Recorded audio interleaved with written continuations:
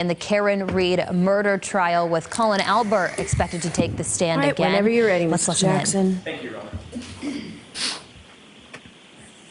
Mr. Albert, who did you talk to in order to prepare for your testimony starting yesterday? Can you rephrase that question, please? Phrase the question. You didn't understand my question? No. Okay. Who did you speak to in order to prepare for your testimony yesterday? My lawyer. Other than your lawyer, who did you speak to prepare for your testimony yesterday? No one. You didn't speak to your parents? No. You didn't speak to your mom, your dad? Nope. At any time before yesterday about your testimony or your statements? Nope. Did you discuss with your parents their testimony? No. So after they got off the witness stand, your dad didn't come home and say, here's how my day went? No. Your mom didn't come home and say, here's how my day went? Nope. The Albert family just ignored the fact that both of them testified in a court of law before a jury about the events of January 29th, 2022. Nothing was ever said? No. Did you talk to Mr. Lally at any point before yesterday in preparation for your testimony? Before yesterday, you said? Correct. Yes. Tell me when. Want to say a month ago about. What did you talk about? I got prepped for this. Tell me what that means. What does it mean to prep for this? What I'm going to be getting asked. Okay. Remember my first question, very first question this morning? I said, have you spoken to anybody in order to prepare for your testimony? And you said no. Yeah. Okay, so that's not true. You spoke with Mr. Lally. Okay. Yes. It's not okay, it's yes or no? Yes. Okay. You said that was about a month ago, correct? Correct. Around a month ago. Tell me what, I'm sorry, I didn't mean to. Around a month ago, I'd say. Tell me what you and Mr. Lally discussed. The questions I would be asked here. Can you be more detailed? I don't remember everything he said. Did he go over the questions that he believed he would ask? I believe so. Did you give him answers to those questions that you believed you would give in response to his questions? Yes. What questions did he tell you he was going to ask? I don't remember. What answers did you tell him you were going to give? I don't remember. That was just a month ago, right? Yes. Obviously, you've been thinking about this case quite a bit, haven't you? Yeah. Over the last 2.5 years. No. How long have you been thinking about this case? I guess since people started writing about me on the internet. How about since you were at a house where an individual ended up dead on the lawn the next morning? Did that prompt you to start thinking about this case? No. Not so much, huh? Nope. Did you speak with, when Mr. Lally spoke with you, who else was there? The witness advocate, I believe, and Steve Nelson? yes. Who else? And is it Sergeant Tully, I believe? Tully, T-U-L-L-Y? I believe so, yes. Okay. Anybody else? Not that I remember. Sergeant Tully taking notes while you were having this conversation with Mr. Lally? I do not remember. Mr. Lally taking notes? I do not remember. Do you remember being told by either Sergeant Tully or Mr. Lally that your conversation was being recorded? I do not remember.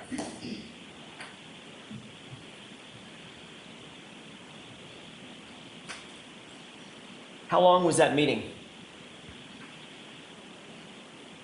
Say 15 minutes, 20 minutes. Were you given any instructions by either Sergeant Tully or Mr. Lally about your preparation for your testimony? Can you rephrase that, please? Sure. Did they give you any instructions about your the preparation for your testimony? How they wanted you to answer questions? The tone and tenor of your testimony? No. How they wanted you to dress, for instance? No.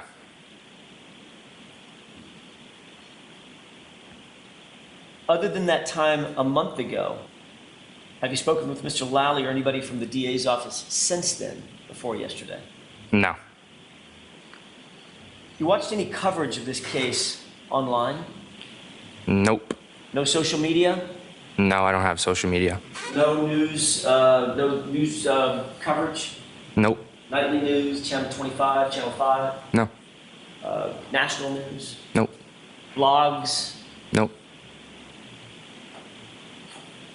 So literally, according to you, you know zero about the media coverage concerning this case, Commonwealth versus Karen Reed. Correct. Did you talk to Allie before her testimony? No. When was the last time you did talk to Allie before she testified yesterday? I don't remember. Give me an idea. She's one of your best friends. A week ago, a day ago, a month ago. I do not remember. Could it have been a year ago? I do not remember. Okay. Could have been 5 years ago. No. Okay. So it's more recently than 5 years ago that you spoke with Allie. I don't remember. Okay. So you have no independent recollection as you sit here the last time you talked to one of your best friends and your cousin about any subject. No, I don't remember. Were you ever told in preparation for your testimony, if you start to get stumped or nervous, just say, I don't remember? Nope. Nobody ever told you that? Mm-mm. No. No? No. Sorry. It's okay. So nobody ever informed you that you might get nervous on the witness stand, there might be tough questions. The easiest way to get out of that is just say, yeah, I don't recall. No. So you just don't recall because your memory is that bad. You literally don't recall the last time you spoke with Cal. Objection. Ask that differently, Mr. Sure. Jackson. Sure. Your testimony is you are not instructed to say, I don't remember. You just literally don't remember. Correct. It's an issue with your memory, not an instruction that you received. Correct. Right. But you do remember 2.5 years ago, you left 34 Fairview at 12:10 a.m., correct? Down to the minute. Correct. Got it. Did Mr. Lally, during this meeting that y'all had, did Mr. Lally show you anything? Items of evidence, photographs, videos, anything like that? No. Did you two talk about any evidence that you might see? Photographs, documents, videos? Not that I remember. He didn't show you the series of text messages between you and Miss McCabe, Allie? I don't remember.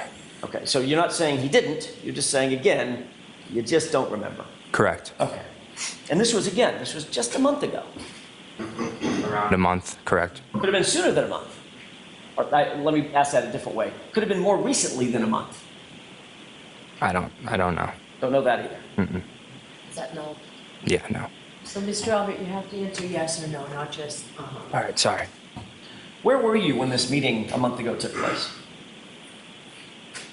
At the DA's office on Shawmut Road. Who contacted you to come to the DA's office? I do not remember that. Don't remember that either. No. Phone call from Mr. Lally, maybe? I don't believe that I received a phone call. Maybe my lawyer did or my father, but I don't know. I don't believe I did. So if your father received a phone call and then told you you need to go to the DA's office to meet Mr. Lally, that would be a conversation with your dad about your preparation for your testimony, correct? I wouldn't say so, no. You would categorize that as such? No. Okay. Because of course, even though you went to the DA's office to meet Mr. Lally and a sergeant from the Massachusetts State Police to talk about your testimony, you didn't mention that to your dad. No. Didn't mention that to your mom. No. And when you got done with that meeting, Dad didn't ask you, how'd it go, son? Nope. Your mom didn't say, how was that meeting No. about this massive murder case? Objection. Let me ask it a different way.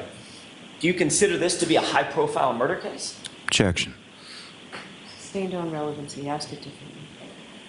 In your mind, this is an important case, correct? Obviously. Correct. But according to you, it just never comes up in the Albert household.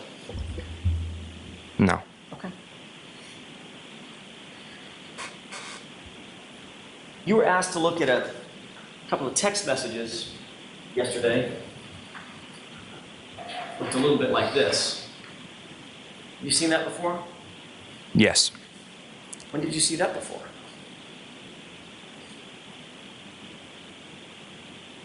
Yesterday.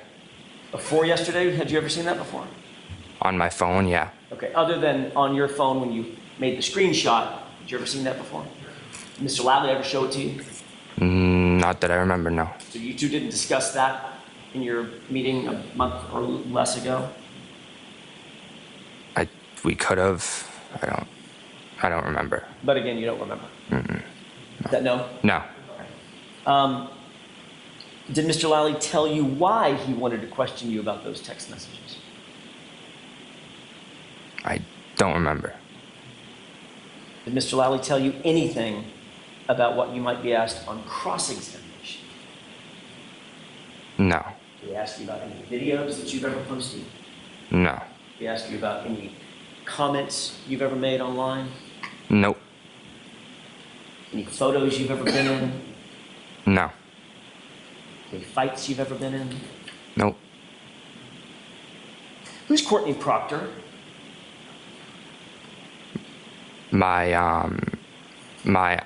She's friendly with my aunt, Jillian. I'm sorry? My aunt Jillian, she's friendly with. When you say friendly with, describe that. What do you mean by friendly with? I know that they're pretty friendly. Have you ever been to Courtney Proctor's home? Yes. How many times would you say over the years? 4 or 5, maybe. Her family is close to your family, it's fair to say. Not that close. Close though.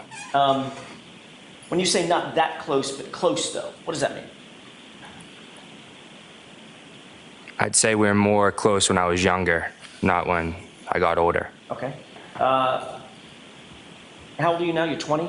Correct. May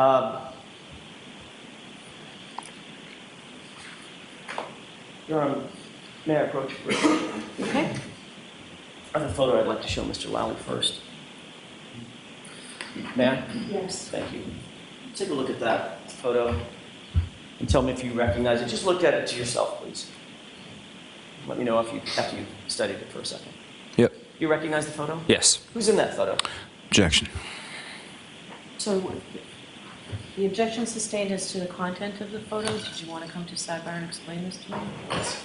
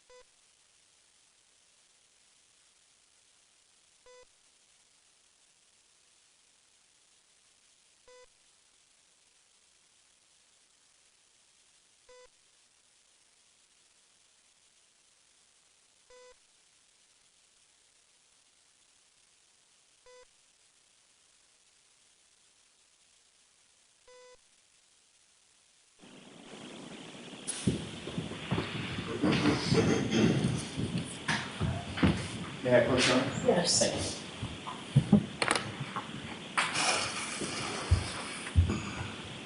Thank you. Thank you. Mr. Albert, approximately when was that photograph taken? Objection. No, we can get that, but we'll answer that question.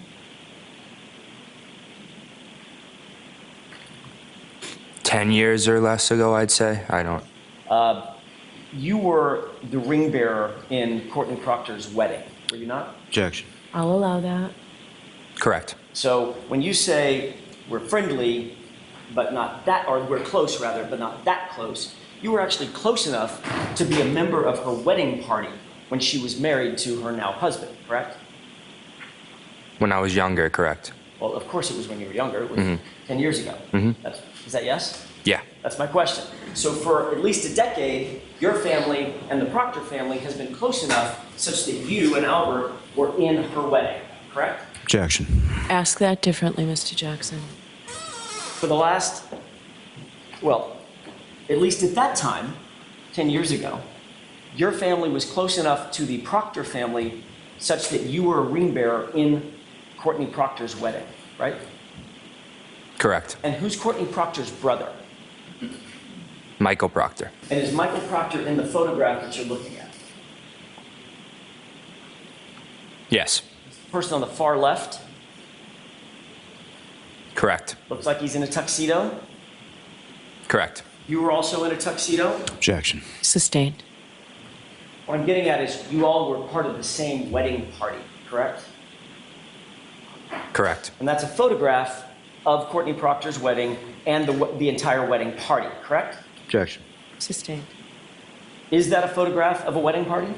Objection. Sustained. Your Honor, may we approach? Yes.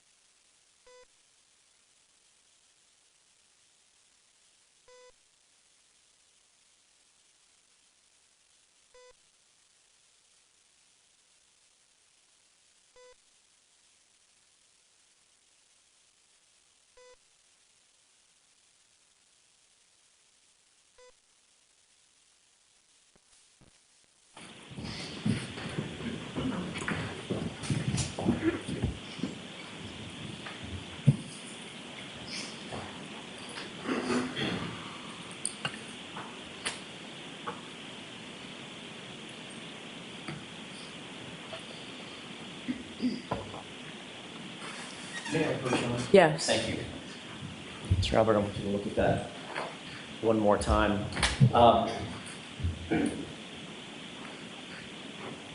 Both you and Michael Proctor are depicted in the photograph, correct?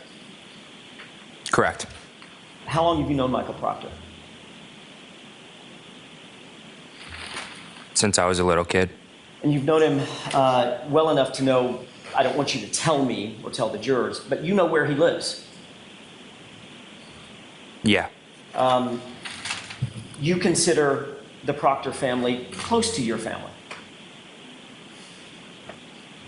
Yeah. During the course of, for instance, just as an example, during the course of this event, joyous event at a wedding, you actually sat at the head table along with the Proctor family because you were given the honor of being the ring bearer in Courtney's wedding, correct? Correct. And you know, of course, that being in a wedding party is reserved for the most special family members and friends, correct? Objection. Sustained. In your mind, was that a special honor? Objection. Is that what you thought when you were little? When you were in that? I'd say so, yeah. Okay. And you were never interviewed by Canton Police Department in connection with this case, correct? No. How many times were you interviewed by the Massachusetts State Police in connection with this case? Once. And that was in July of 2023, correct? I don't remember exactly when it was. About a year and a half after the events in question. Is that right? Around there. Okay. Would it refresh your recollection if you saw a copy of a report of that interview? Just to get the date? Sure, yeah. May I approach you on it? Yes.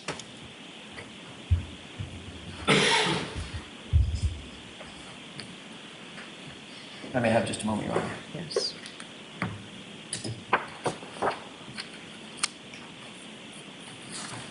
Take a look at paragraph 1. It's in the middle of the paragraph. If you'll just read that to yourself, please.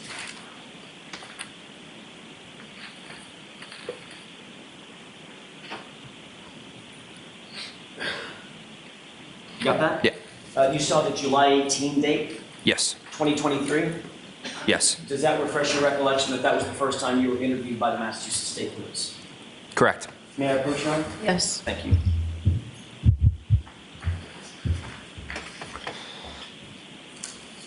Who conducted that interview? Michael Proctor and one of his partners, I believe. I don't remember. Michael Proctor was the lead investigator that interviewed you, correct? Correct. That's the same Michael Proctor that appears on the far left of the photo of that wedding party, correct? Correct. Did you find that interview, by the way, how long did the interview last? Michael Proctor. I do not remember. Do you remember testifying at one point that it was about 10 minutes? No. You testified at a different hearing, a different proceeding, not this proceeding, one other time, correct? Correct. I may have just a moment, Your Honor. Yes. May I approach? Yes. I need a foundational question first. I apologize. It's my fault, Mr. Albert. Do you believe it would refresh your recollection as to the length of that first interview if you were to see your testimony from a prior proceeding? Yeah. May I approach, Your Honor? Yes. Thank you.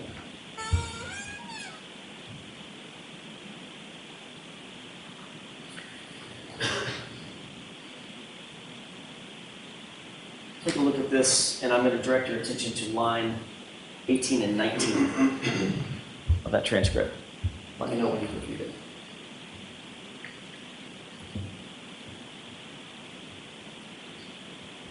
Is that yes? Yeah. May I?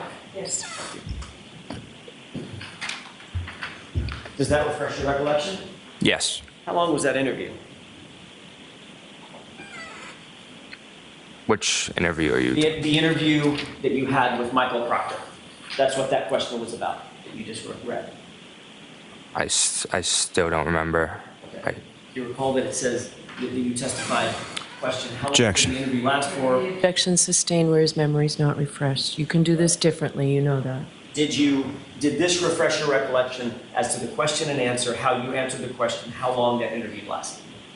Yes. Okay. Did you say 10 minutes? Yes. So during the course of that 10-minute conversation that you had with Michael Proctor, what was the tone of that interview? You understand what I mean by tone? I do not understand. Okay. Was it hostile and accusatory? Not that I remember, no. Was it antagonistic or confrontational? Can you use different words, please? Sure. Was he being mean? No. Okay. He was being nice, right? Professional, I'd say. Yeah. Because you've known him almost your whole life, right? Yes. He was friendly and cordial, Correct. and the interview was comfortable. Say it again. The interview was comfortable. Correct. You didn't feel like you were on the hot seat. No.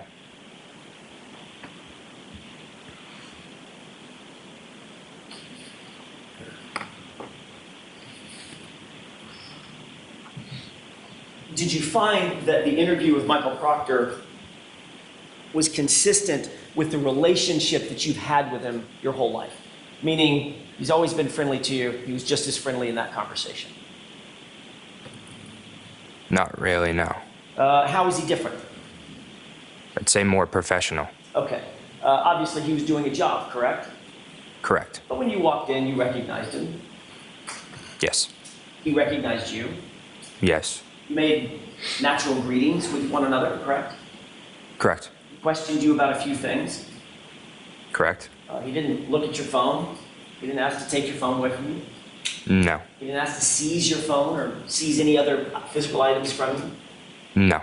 You weren't asked to come down to the police station and sit in an interview room or an interrogation room, were you? No. Matter of fact, where did the conversation take place for those 10 minutes? In the DA's office on Shawmut Road. DA's office on Shawmut Road.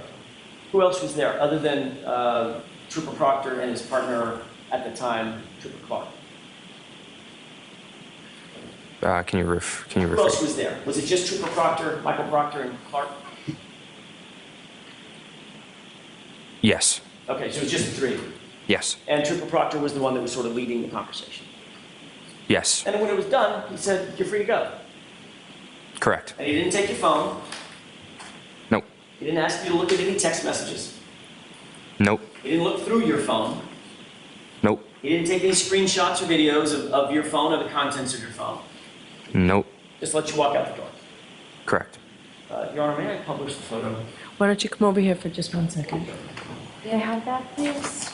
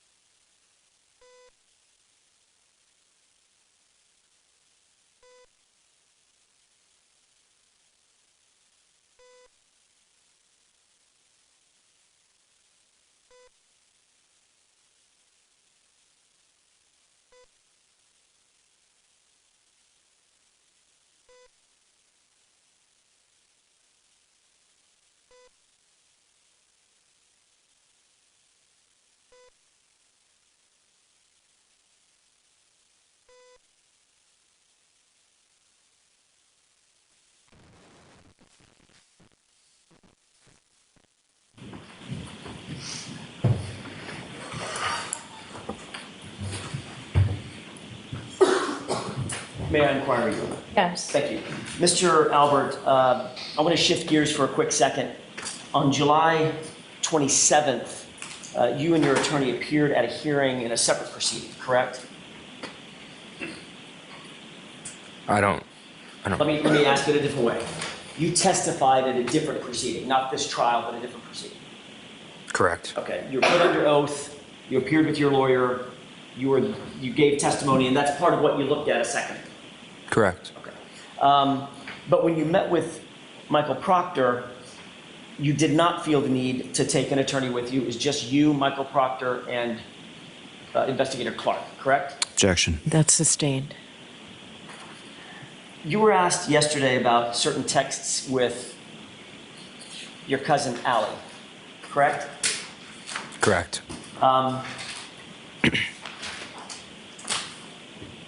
Allie is obviously family, Yes. but she's more than family. She's also a good friend of yours. Correct. As a matter of fact, she's one of your best friends. Correct.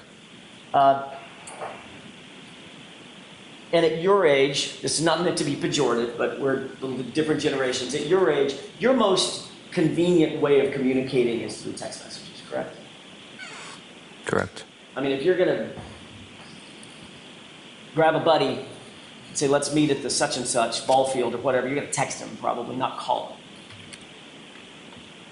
Either or. Okay. But texting is pretty common between you and your friends.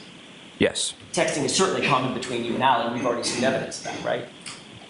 Yes. And that's generally how you like to communicate with Allie. I'd say so, yeah. In fact, when you reached out to her for a ride, there were like 8 text messages back and forth just for a pickup, correct? Correct. Yeah, just move your arm. Sure.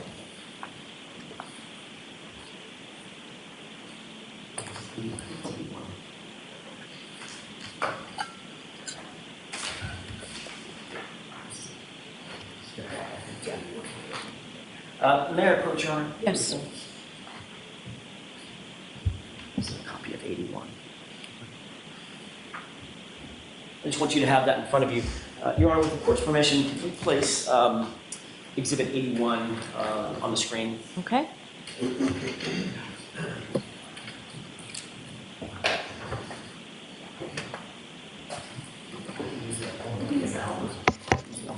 Your Honor, may I approach? I need to use the Elmo instead of... Okay. Is there an objection to that? No, Your Honor. All right.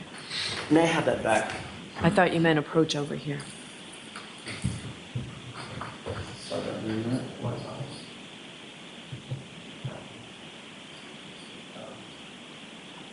Do you want the Commonwealth to pull it? Mr. Jackson, do you want the Commonwealth to pull it up for you? I'd be happy to, Your Honor. It's fine. Yeah. That'd be great.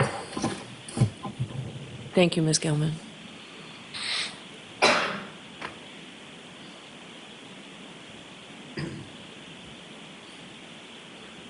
May I approach the witness? Just to Yes. hard copy?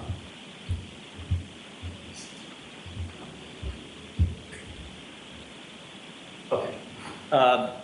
You see what's displayed on the screen? Yes. It's only part of the text string, but does that look like it's an accurate representation of what you're looking at? Yes. And this is a series of texts on or about January 28th and 29th of 2022, is that right? Yes. And Mr. Albert, you needed something as simple as a ride. You were just asking Allie to give you a ride, is that right? Yes. And that's because you said that it's common for you guys to text back and forth. You just texted her, hey, you can get me now, is that right? Yes. And then you texted if it's easier, and then she said, okay, I'm dropping people off, and there was an exchange back and forth, is that right? Yeah. And there were at least 8 texts between the two of you, if you just count them up real quick, just about getting picked up. Yeah. But if you scroll down a little bit, after the end of that text string that ends at 12:10 a.m. and it says okay, do you see the next date? Yes. What date is that? February 20th. That's nearly a month later, correct? Correct. So there was a gap after January 29th, 2022, when you found out that a man had ended up dead on your uncle's lawn, and you and Allie did not text each other for a month, not once. Objection. Sustained is to that form. Ask it differently. Isn't it true that on January 29th, later in the day, you found out about John O'Keefe and his condition, the fact that he died? Objection. Is that true? Did you find out that day? Yes. Okay. So you were well aware of, thank you. We can take that down. You were well aware, Mr. Albert, that something very tragic had happened at your uncle's house, Brian Albert's house, right? Correct. And you were aware that you had been at your uncle's house that night, right? Correct. You're also aware that, according to you, Allie McCabe was the one that picked you up and took you from that location. Correct. And notwithstanding the fact of this tragedy, you and Allie didn't text each other one time for a month. Is that right? I don't think that's correct. So where are those texts? We text on other platforms too, so I'd say other apps. So is there a reason why you decided for the next month to just switch platforms to maybe Snapchat? Objection. I'll allow it. No reason. Are you sure that you switched platforms? I'd say so, yeah. Why did you switch platforms? We go back and forth, I'd say, between platforms texting. You switched platforms because you know that Snapchat deletes all communications, correct? Objection. Ask it differently, Mr. Jackson. Do you know that Snapchat has an auto-delete function on it? If your app is set to that, yes. Your app was set to that, wasn't it? I do not remember that. So again, your memory is failing you. Can you rephrase that? Sure. Once again, your memory is failing you. You just Objection. don't remember. Objection. Ask it differently, Mr. Jackson. Isn't it true, Mr. Albert, that you either switched platforms or deleted the texts because you did not want your text communications with Allie McCabe to be discovered? Objection. Overruled. Is that right? That's not true. So where are those communications? I do not know. Can't produce them right now, can you? I'm not sure. So in the days, the hours, and days and weeks following the death of John O'Keefe, your communications with your best friend, Allie, the person who gave you a ride home that night, they're just gone. Right? I'm not sure. You testified that you provided Exhibit 81, what we were just looking at and you're still looking at in front of you, as a screenshot of your communications on January 29th, 2022 with Allie McCabe, correct? It was a screenshot. Can you say that again? Sorry. You provided that item as a screenshot, not as an actual text to law enforcement. Is that right? I don't believe so. Okay, do you know what a screenshot is? Yes. What's a screenshot? When you take a picture on your phone. That's a picture from your phone. Yes. Okay, so it is a screenshot. Yes, it is a screenshot. Okay, that's my question.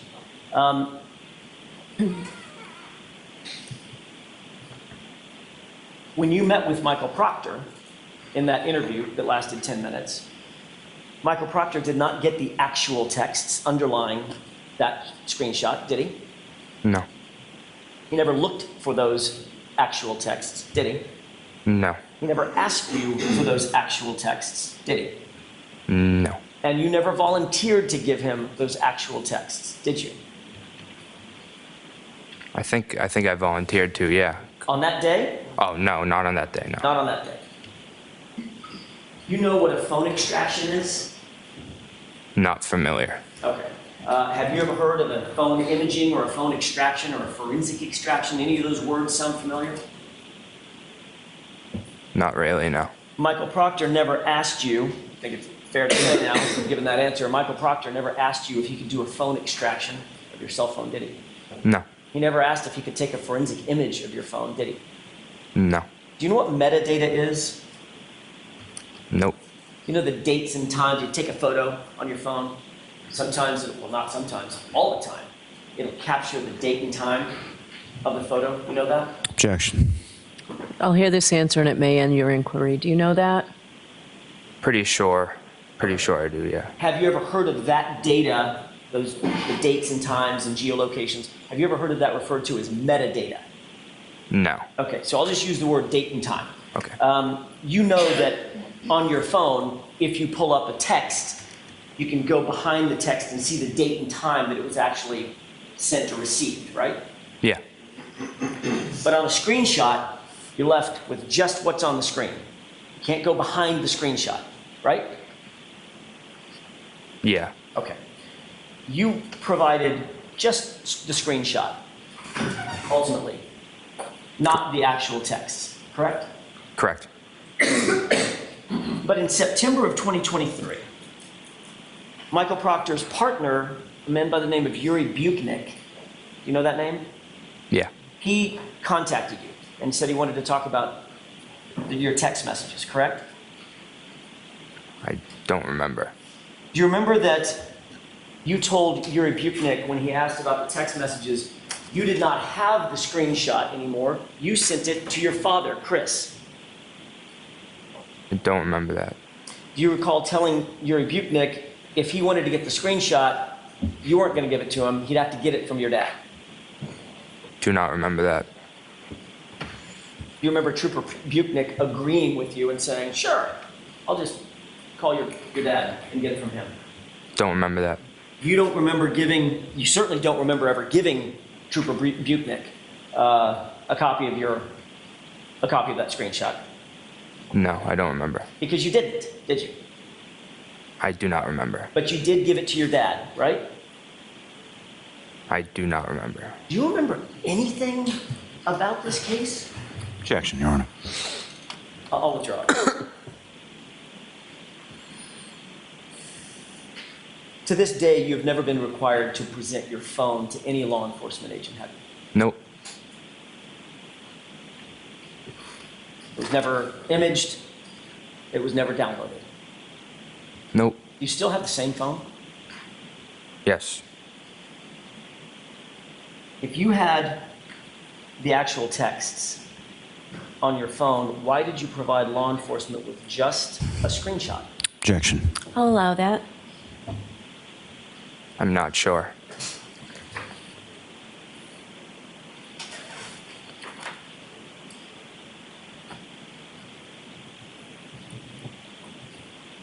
You were shown a photo yesterday of you in February of 2022 with your aunt. Remember that photo? Mr. Lally showed you that photo, Correct. and he said he wanted you to pay special attention to your face and hands and extremities. Asked you if there was anything unusual about that. Yes.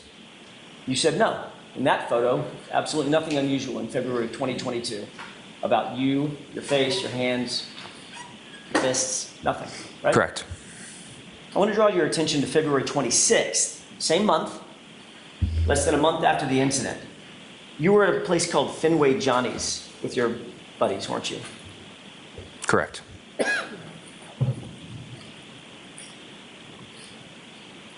Your Honor, I have two documents I'd like to mark for identification with the court's permission to show to Mr. Lally. Okay. 1 and 2.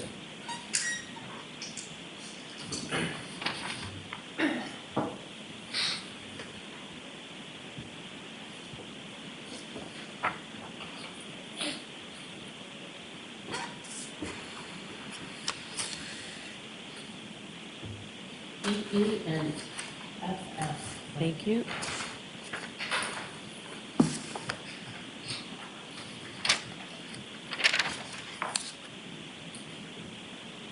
May I Okay. present these to the witness? Yes. May we approach?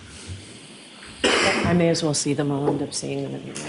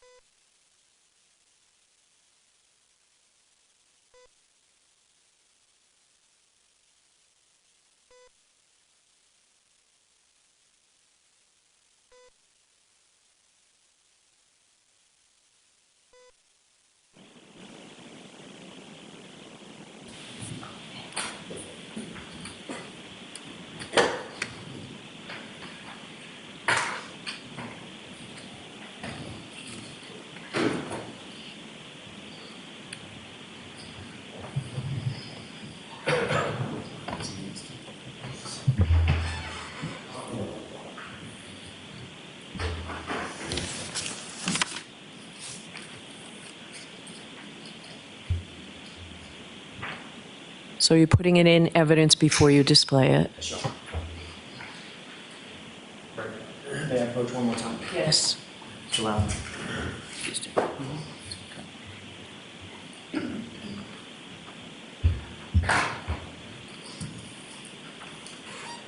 Sir, do you recognize those two documents? Yes. Taking a look at the one that's got multiple documents on it, I don't want you to tell me what's on it. Just tell me if you recognize the picture that's in the middle to the right. Yes. Okay. And then looking at the second document, which I believe is marked EE for identification at this point, does that appear to be a true and accurate enlargement of the first thumbnail? Yes. And those were taken on that photo was taken on February 26, 2022. Yes. At the place called, I think it's called Fenway Johnny's, right? Correct. May I publish the... Put it into evidence first. Move for the admission of just EE. So you need to get it to the court reporter. May I, I'm sorry, just FF? May I approach? Yes. EE or FF? Let me have it. FF. Okay, give it to Madam Court Reporter to put the exhibit number on it. The exhibit 85, Your Honor, 80, Yeah. excuse me, FF.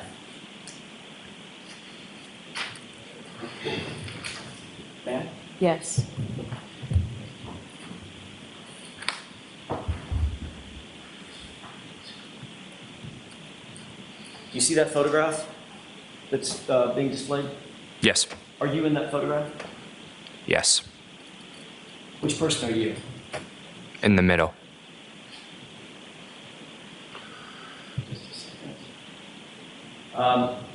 And about what time of day was it? That's you in the middle? Correct. Okay. About what time of day was this taken? Not sure. Was it at an event of some sort or just you were at a bar? Just at a bar. Okay. I want you to take a look at your right hand. Can you see from there clearly your right hand? Yes. What do you notice about your right hand? It's cut up. Your knuckles are injured, correct? Correct. Now, you didn't take this photo, did you? Nope. That photo was never on your phone. In other words, it wasn't a friend of yours that took the photo, correct? No. This was taken by an event staff member, is that right? Correct. It was later posted on social media, isn't that right? Correct. You could not access the metadata, you couldn't access the time and date of that photo, correct? I'm not sure what you mean by You that. couldn't manipulate the time or date this photo was taken? No. This photo is completely sort of out of your control, isn't that right? Correct. And it was controlled by the event staff at Fenway Johnny's. Correct. And on February 26th, less than a month after the incident at Fairview, that's what your right knuckles look like, correct? Correct. And this is a true and accurate depiction of your condition on or about February 26th, correct? Correct.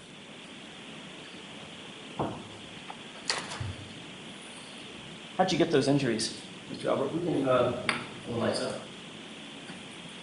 I was at a party, house party my senior year, and I remember it being icy out, and it was kind of like a steep hill of a driveway, and I was walking up the driveway, and I slipped down the driveway, and I tried to catch myself, but I had something in my left hand, so I had tried to brace myself with my right hand, and I ended up sliding a little bit down the driveway. What'd you have in your left hand? If I remember, it was either my phone or a beverage. So, according to you, you fell on ice and injured your knuckles, as we just saw in that photograph, right across the top of your knuckles. Correct. Okay. So you fell onto, what, pavement, asphalt? Yes. And you braced yourself when you fell, your entire body weight, by putting your right hand down in a fist, and you injured your right fist, just the top of the knuckles on your right fist when you fell down. Correct. Seriously? Objection, Your Honor. Sustained. You didn't put your palms down when you fell? No. You fell your entire body weight on your right fist and just injured the top portion of your knuckles, correct? Correct. Those injuries to your knuckles look an awful lot like the type of injuries that you would get in a Objection, Your Honor. Sustained. You ever been in a fight, sir? Other than with my brothers, no. You've never been in a fight Nope. your entire life. Other than with my brothers, no. Never hurt your knuckles before.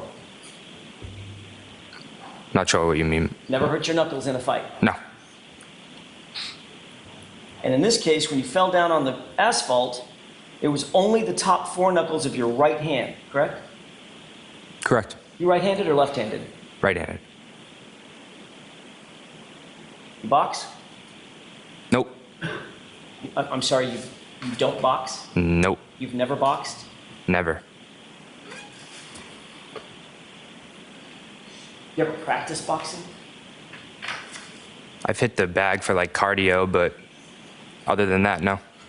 When you hit the bag, is that considered boxing?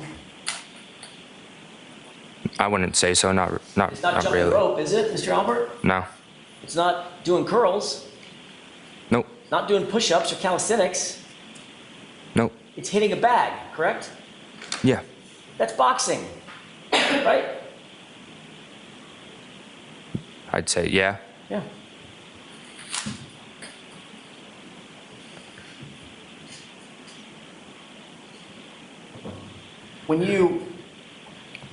When that photograph was taken at Fenway Johnny's,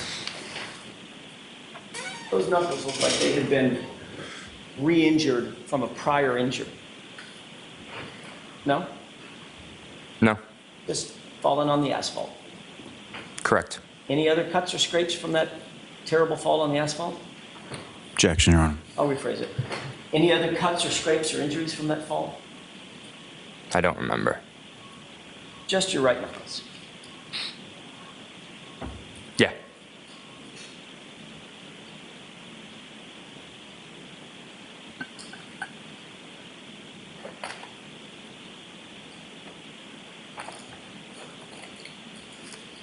You said you've never been in a fight before. Nope.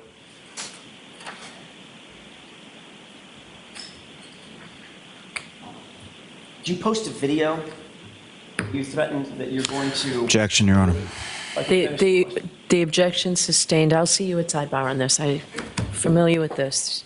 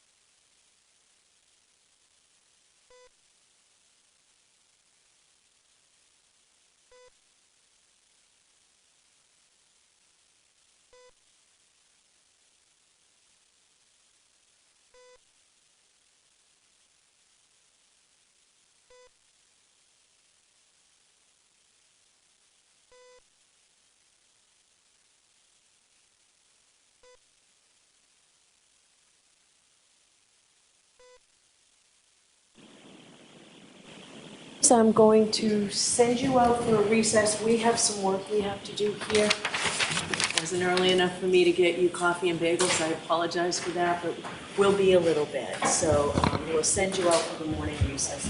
All rise for the court, please. Yours. Follow me.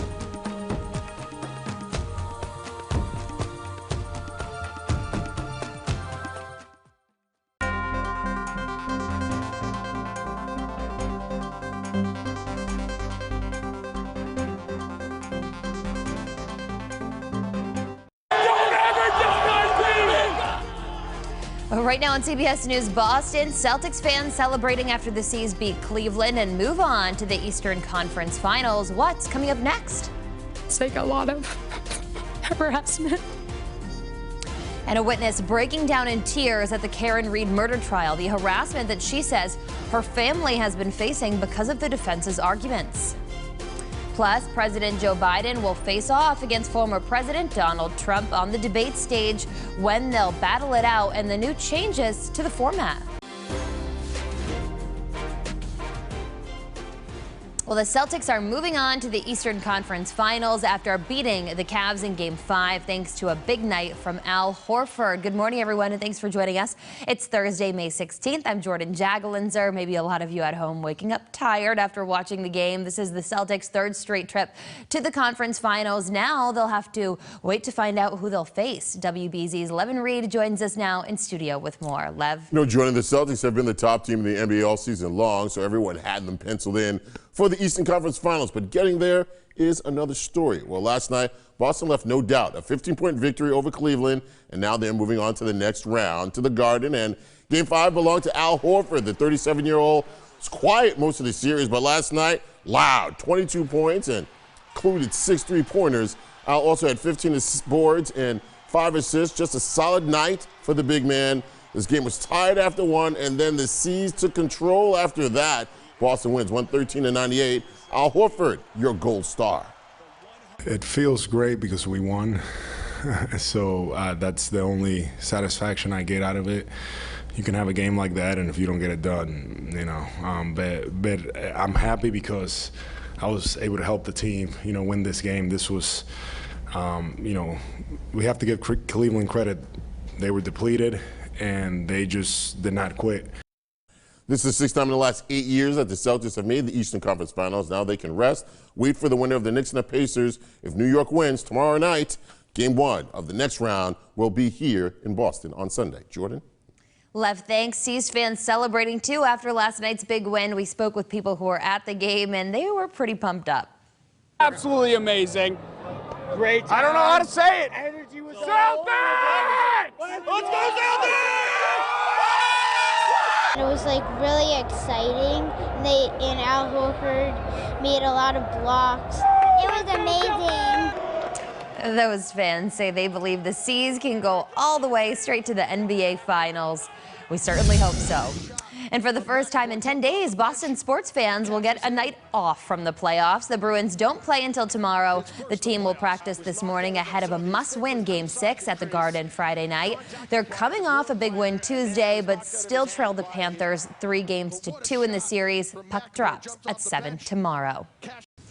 And as we take a look outside, you can see hard to even make out our camera here due to all those raindrops. A really wet start to our Thursday. Let's get a check of your next weather forecast with meteorologist Alyssa Andrews. Alyssa, a tough commute out there with some ponding on the roads. Yeah, that's right. It's going to be slow moving this morning, and you're not going to see much movement of our radar or our temperatures all throughout the morning hours. So we're going to stay right here at 56 degrees, mid-50s, and we don't move a whole lot from where we are right now. Visibility. You showed up at another hearing, at another proceeding,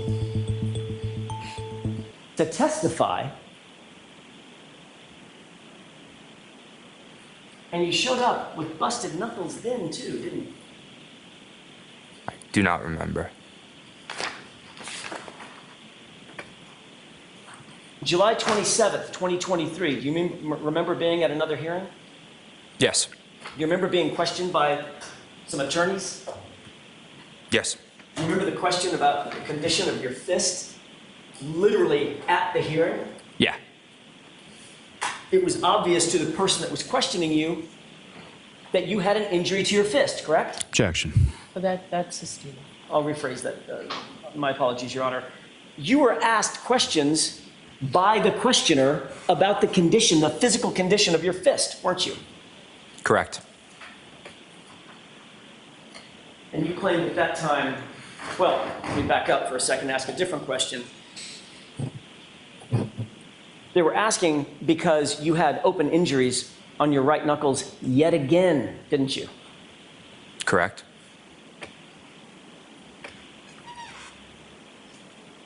You said, I must have been hitting a heavy bag, right? Yeah. Boxing again. Hit in the bag, yeah. Just working out, right? Yep. Didn't have any injuries on your left hand, though, did you? No. How many times have you hit a heavy bag? I'm not sure. How many times have you worked out with a heavy bag? That's an unfair question. I'll ask a better one. How many times have you worked out on a heavy bag? I'm not sure. When you work out on a heavy bag, you wrap your hands, don't you? I do not know. I see. So only your right hand gets injured over and over and over and over again, not your left hand. I'm not sure. Even though you punch in the bag with both hands. I'm not sure. Yet again, you're right-handed, aren't you? Yes. So when you throw a haymaker, your hardest punch, that's with your right fist, correct? Objection. I'll allow it. Is that right? I would say they have equal. They're equal. I don't know. Not sure. That's all I have at this point. All right, Mr. Lally. Thank you, Your Honor.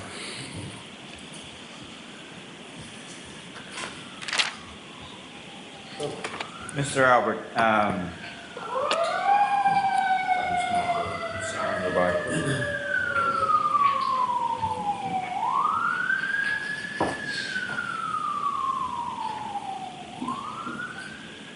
when those videos were made, you were a sophomore in high school, is that right? Around that, yeah. How old were you when you were a sophomore in high school? 16 years old. And so that would have been at least a couple years before January of 2022, correct? Yeah. And as far as within those videos, well, as far as timing, so those videos were around the same time, both sort of same time period within your sophomore year? Correct. And relatively close to each other, is that correct? Correct. And who or what is an advantage? It's a club hockey team. And what, if any, relationship did you have with that club hockey team? None. And so, as far as what videos you were made and sending, were there any videos from that group that were made and sent to you? Text messages. And with regard to those text messages, generally speaking, what do they say?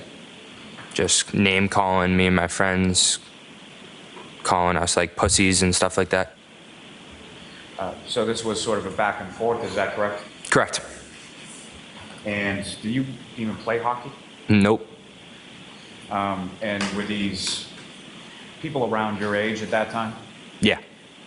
And were they kids from the same town or different? I don't even know where they're from. Did you even really know these kids or what their names were or anything like that? Not at all. And was there ever any sort of physical fight or even a physical interaction with these other kids? Never. Did you ever even meet them face to face? Never.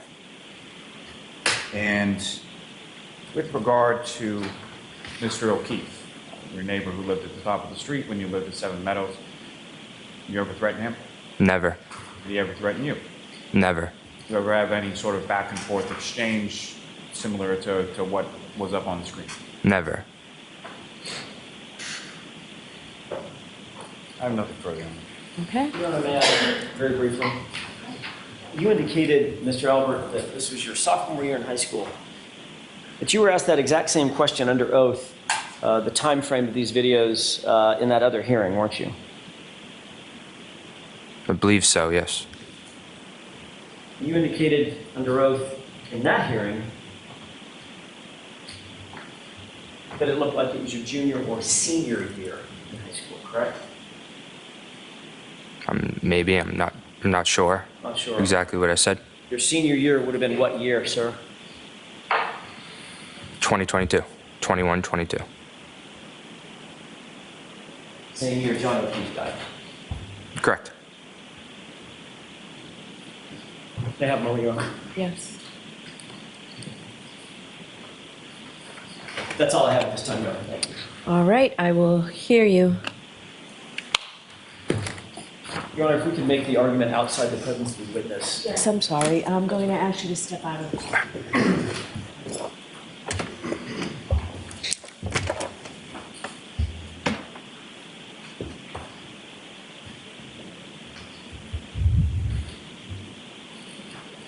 Thank you, Your Honor. Hold on. Oh, I'm sorry. Oh, okay. Yeah. Okay, yeah, you cannot hear in that back room. No problem. I appreciate you giving us the opportunity.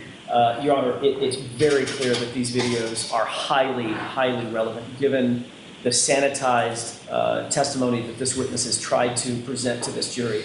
He's indicated that he's never been in a fight, doesn't have any violent proclivities, he doesn't have any violent tendencies. It's not in his countenance to do this. Mr. Lally opened this So door. you only got that through the voir dire? Understood. Okay, so the violent tendencies only came in through the voir dire. Well, that's not true. When in front of the jury, he said, I've never been in a fight. Okay, but that specific question, you said violent tendencies, it was unobjected to, but that was voir dire. Understood, understood. Mr. Lally clearly opened this door yesterday. He presented a photograph or a series of photographs with this witness's family. His arm draped over his aunt, he's with his mom, looking very, very family-oriented, etc. And Mr. Lally went further than that and specifically said, I want you to take a look at your face, and your hands, and your extremities. Do you see anything unusual or odd about that?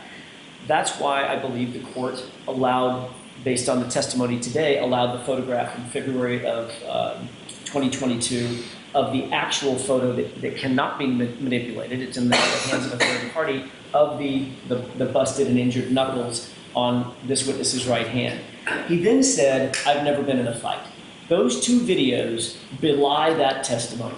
There is no way to look at those two videos and say, this is not relevant to the issue of whether or not he has been in a fight. But tell me how whether he's been in a fight is relevant to an issue in this case. That's what you have to do. Because the police should have, the Massachusetts State Police should have, if they were doing their due diligence, they should have investigated this young man. They should have investigated every single person that was in that house, in or around the home of where John O'Keefe was found, the Albert home, and they didn't. They did nothing to investigate whether or not there was someone in the house who tended to fight, who wanted to get in physical altercations, who had a propensity to get in physical altercations, who was a fighter by nature, who threatened to fight, who threatened violence. That's what this young man has indicated he does constantly. I'm surprised he didn't show up in this hearing with busted knuckles. So does this go to your third-party culprit defense? It goes to both. It certainly goes to Bowden, but yes, it also goes to our third-party culprit defense as well. This is a focus of, I believe, this should be a focus of the jurors' attention in terms of, is there a third party who could have done this, that evidence points to, that may have done this? Absolutely, this evidence, what we now have, points directly in that it's focused in that direction. So yes, both it should have been investigated, and Colin Albert is somebody that the jurors should focus their opinion on or their attention on to determine whether or not he could have or was involved in the death of John O'Keefe. All right, Mr. Lally. Yes, Your Honor. The Commonwealth would submit did not open the door in reference to this, showing a photograph of someone and what they physically looked like. There was no suggestion. The only questions that were asked about fighting or anything of that nature were by counsel. So counsel thinks he opened his own door. I don't think that's exactly how that works. This is nothing more than rank speculation. It has nothing, bears no relevance whatsoever to this case. You're talking about something that is dated at least a year, if not two, prior to the incidents in this case. But what if it's, as Mr. Jackson pointed out, the prior testimony, his senior year, which is, of course, is much closer? Well, I think even assuming that, as far as relevance is concerned, Your Honor, there is no evidence here of a fight at all. There is no evidence that this witness was even present at the house at the same time as the victim. There's no evidence of any animus between this witness and the victim. There is no evidence whatsoever, as I stated, that he was even present at the same place at the same time on the night with John O'Keefe, on the night that John O'Keefe was killed. There is no evidence from even these videos of any physical altercation having taken place. So whatever juvenile beef that he and his friends had with individuals from another town, there's no evidence whatsoever of physical altercation. There's no evidence that there's a physical altercation even in this case. So to allow counsel to introduce this purely for prejudicial reasons and to invite the jury to speculate as to what it is essentially does nothing but divert the jury's attention away from the facts of the case and what the evidence of the case is, and more so is just there's no evidence of anything in this case. May I go briefly? Yes. In terms of evidence of a fight, I don't know what Mr. Lau is talking about. He says there's no evidence of a fight in this case. John O'Keefe looks like he had been beaten to death. He's got two black eyes, a laceration over his right eye, a laceration over his nose, a giant wound on the back of his head, and he doesn't look like he was hit by a car. He looks like he was in a physical altercation. It's as plain as the nose on your face, and we have evidence that we have witnesses who are going to propound that evidence and present that evidence. So Mr. Lally and the Commonwealth can take whatever position they want to. If they think those injuries are consistent with being hit by a 6,000-pound truck, they can knock themselves out. That is not the state of the case, and they don't get to dictate the state of the facts. The facts speak for themselves. Second, with regard to whether or not Mr. Albert was home that night, or at the home that night, in a position to be able to engage in a physical altercation, which, by the way, takes about that long, that is predicated on his own family members covering for him. Every one of the witnesses who testified basically are friends and families of the Alberts. And keep in mind, Your Honor, I don't think it's lost on anybody that Colin Albert was hidden, specifically and intentionally hidden from all of law enforcement for the first several months of this investigation. Nobody was willing to even say he was at the house. That is highly, highly suspicious. Given the gravity of what we have now, I would take an issue with one thing Mr. Lally said. He said this diverts the jurors' attention. I would agree it diverts their attention. It diverts their attention to somebody who possibly could be involved with this, who was not properly investigated. And I'll submit. Okay, so may I have those 2 flash drives, please? Yes. No, I was asking Madam Courtney. All right, so I will... why don't we take a 15-minute recess? I'll look at these and we'll come out. Court, all right.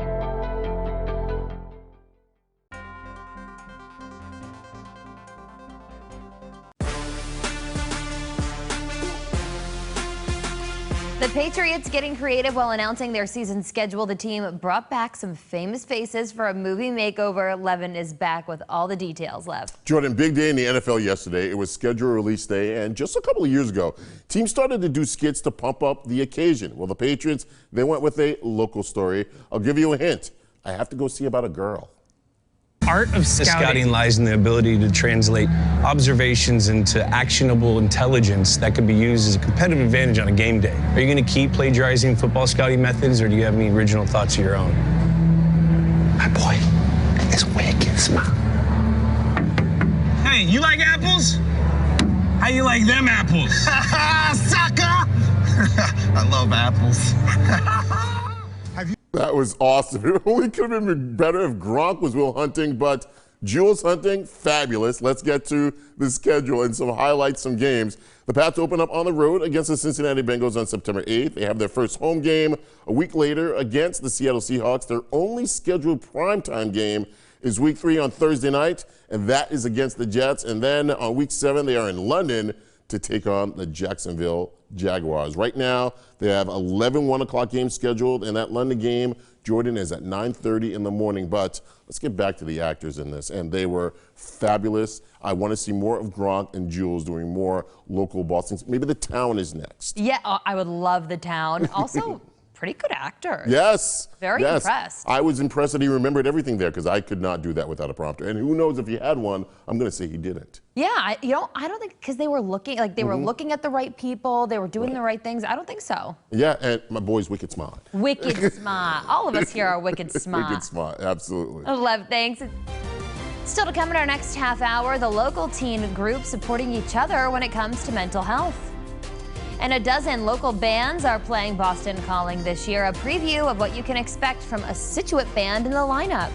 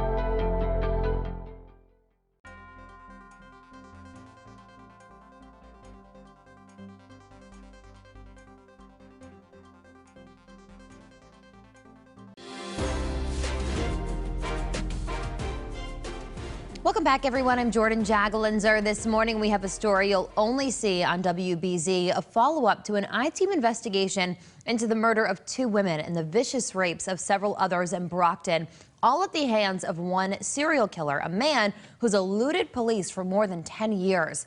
Now, after seeing the I-Team's report, an airwoman tells our chief investigator, Cheryl Fiandaca, that she is one of his surviving victims.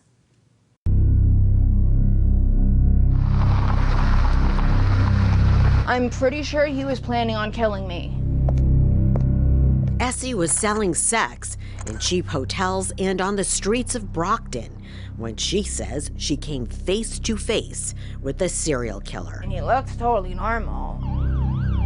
It was November 26th, 2013. Essie just got released from a drug treatment program. She was 22, homeless, and struggling with addiction. Needing money for her habit, she hopped into a car with the man. This was such like a common thing that I did every day. Essie didn't think twice. The man was good looking. Tall, fit, muscular, handsome, light-skinned or Cape Verdean, clean cut, short haircut, clean car, black sedan, nice. I mean, he checked every box. I would have gone on a date with him, like, as disgusting as that is. At first, she says, everything seemed okay. But as they began driving down a dirt road, Essie became alarmed. My intuition is kicking in. I'm starting to feel uncomfortable. He tells me that he can't find his wallet, but he's not looking for his wallet. She says he stopped the car and asked her to get out so he could look under her seat. He came up from behind me and he grabbed me, and I instantly couldn't breathe. I couldn't think. I even had a knife in my hand, and I dropped the knife on the ground. From there, it was just like a blur of like being strangled, running away, getting caught. He was raping and strangling me for like about 4 hours. I can't even count how many times. Then her rapist noticed her phone kept ringing. The guy was like, "Who is this guy calling?" And I was like, "That's my friend. He takes down the make, model, and plate number of every car I get into in case, you know, I get into trouble." Her quick thinking likely saved her life. After that, her attacker told her to cover her face and dropped her off near downtown. He told me he's killed girls. He told me, I mean, he didn't tell me he was gonna kill me, but I think he was. Investigators say one of the bodies was dismembered. The other may have been there for some time. This disturbing discovery by police just weeks after Essie's encounter. The body of Ashley Milet and the skeletal remains of Linda Schufelt were found on this dirt Brockton trail. Police say the killer's DNA linked him to both murders and at least 3 violent rapes.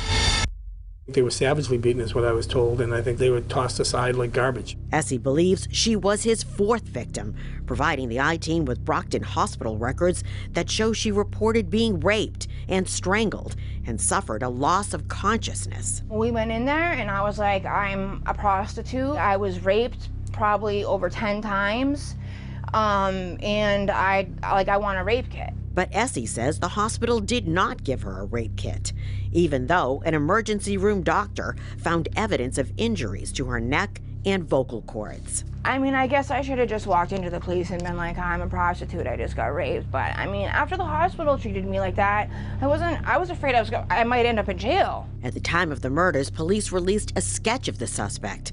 A few years later, scientists using DNA created this composite. But so far, the killer has not been found.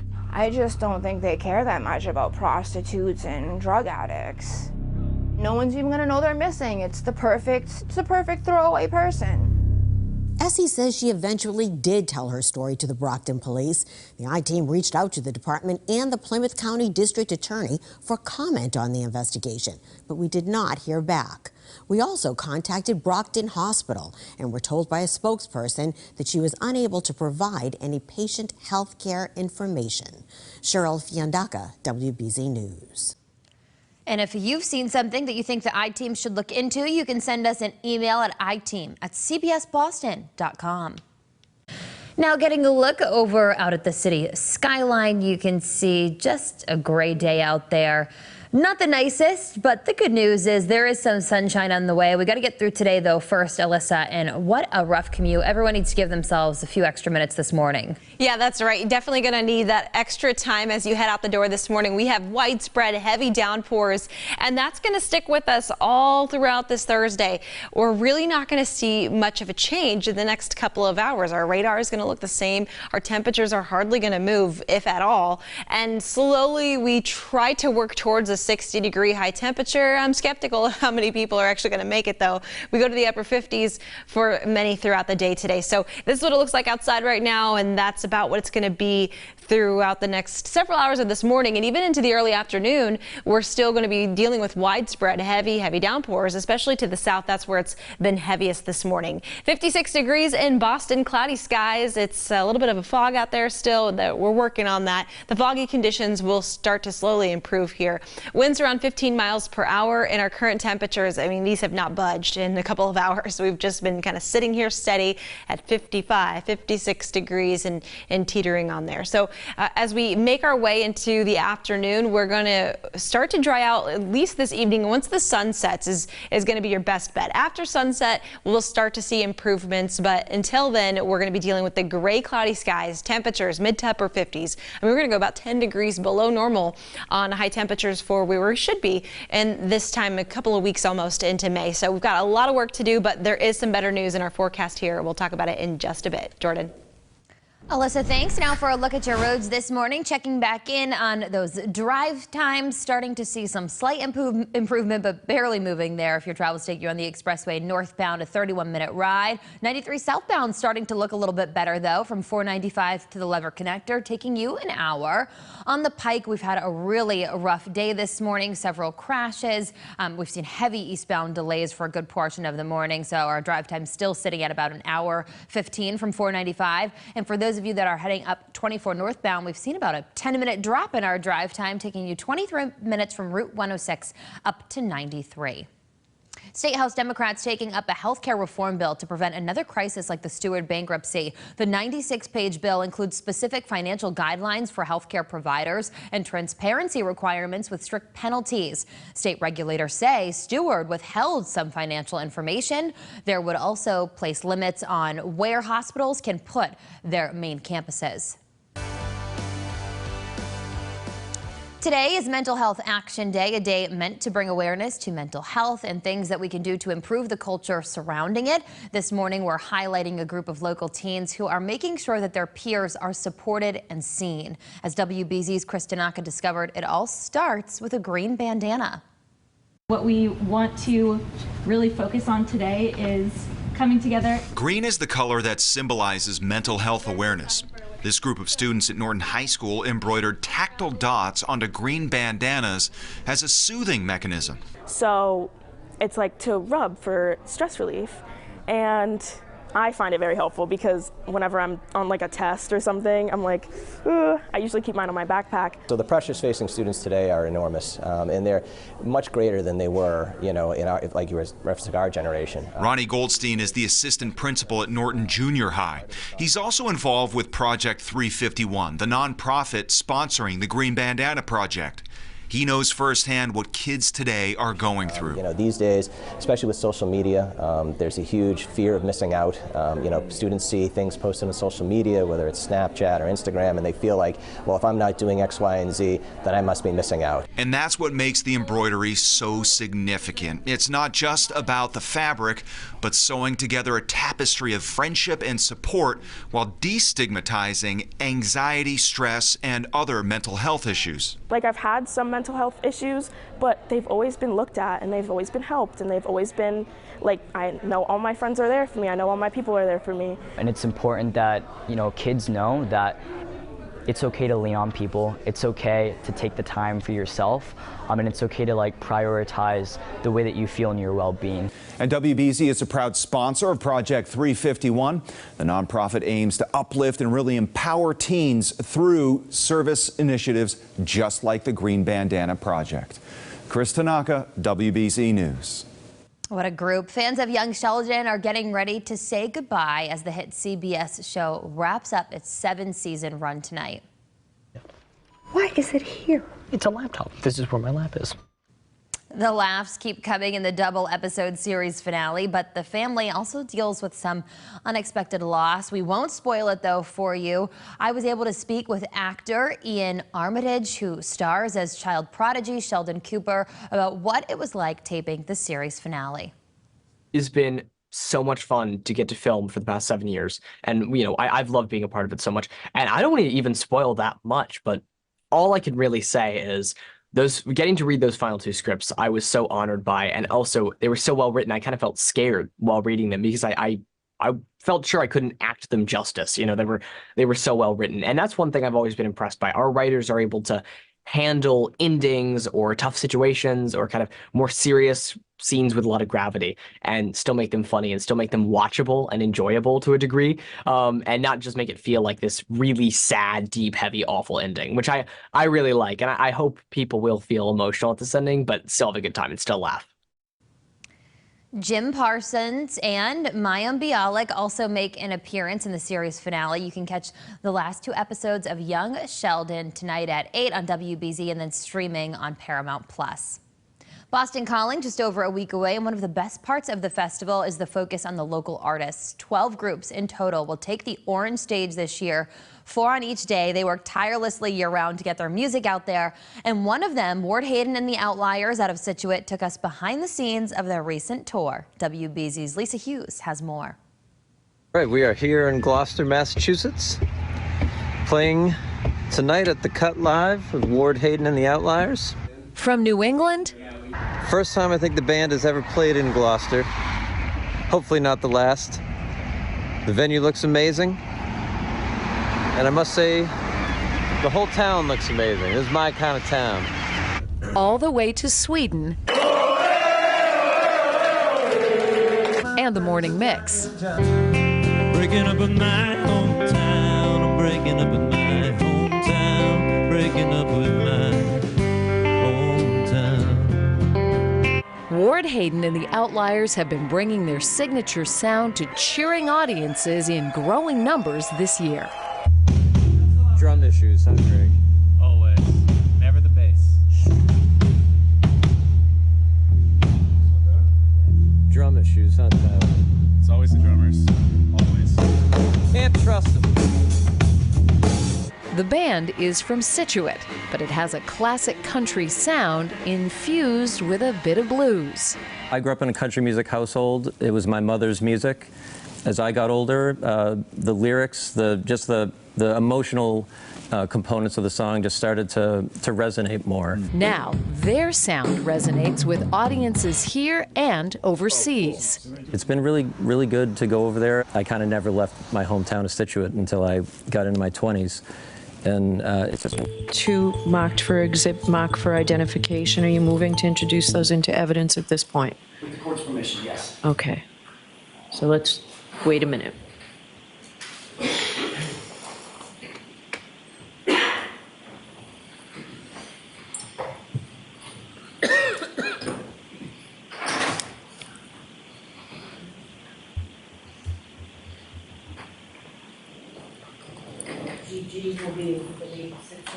Thank you.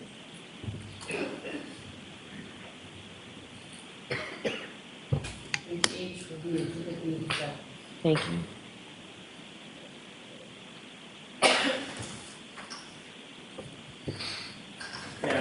Yes. Thank you. Mr. Albert, before we took a break, you had mentioned that you've never been in a fight.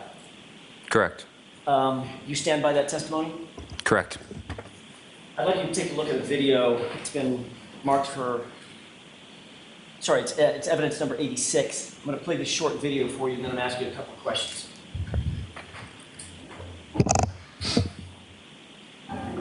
Yo, you're Benton's boys. I will beat all your asses. I promise you, I will fuck you all up. Pull up, bitch. Yeah, lights. Did you recognize what was depicted in that video? Yes. Who was that? Me. Approximately when was that video taken? Around my sophomore year in high school. Sophomore year or senior year in high school? Say around my sophomore year in high school. Why do you say your sophomore year when you previously, well, let me ask it a different way. Did you previously testify at a different hearing back in July of 2023? Yes. You were asked about this video, weren't you? Yes. You were asked about another video at the same time, correct? Correct. And in that hearing, you said you believe that was taken closer to your junior year or senior year in high school, correct? Correct. And that was under the oath? Correct. Same oath that you took here? Correct. Closer in time to the events in question, and at that time you said your junior year or senior year in high school, correct? Correct. If it was your senior year in high school, what year would that have been? 21, 22, so 2021, 2022. Going into 2022, correct? Yeah. The same year that John O'Keefe passed away. Correct.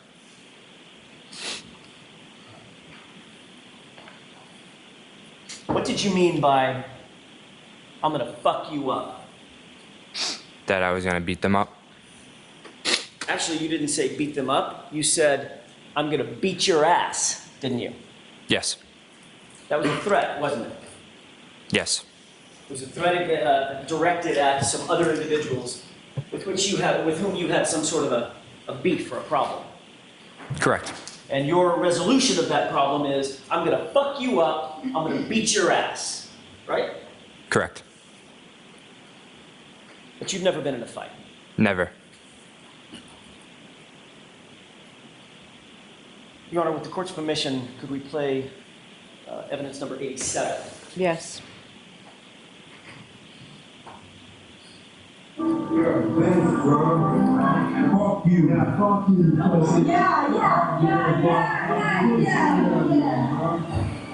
Good code, boy. You be knocked out. KO. Bang, bang.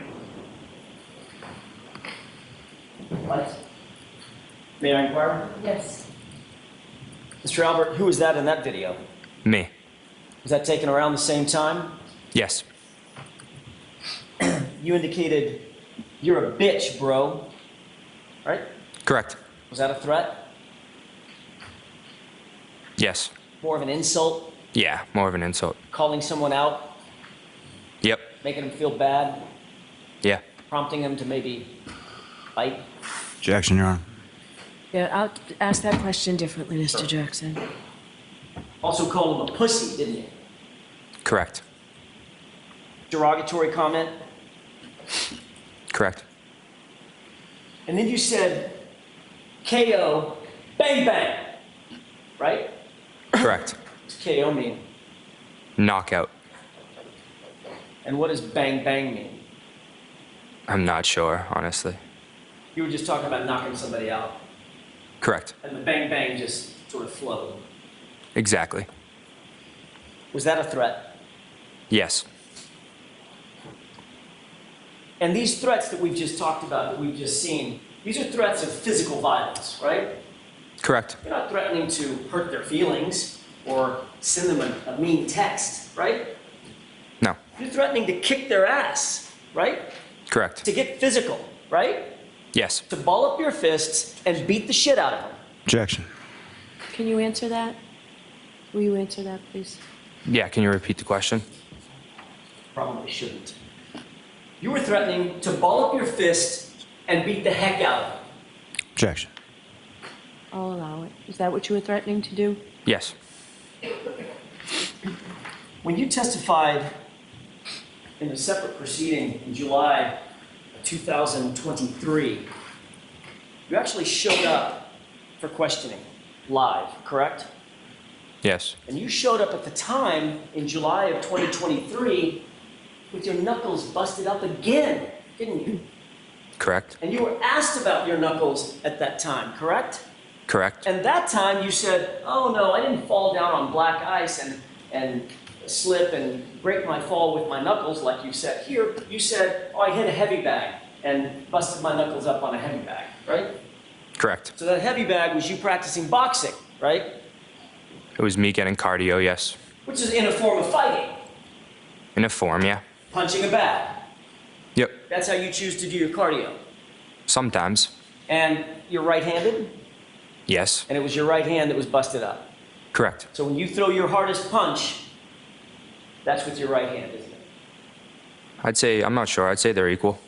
You're equally strong with both hands. I'd say so. So in your words, you could fuck somebody up with either hand, right? Objection, Your Honor. You answer that. No, I'm not saying that. That's all I have, Your Honor. Okay, Mr. Lally? Thank you, Your Honor.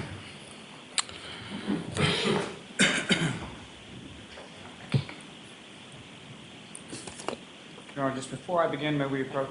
Okay.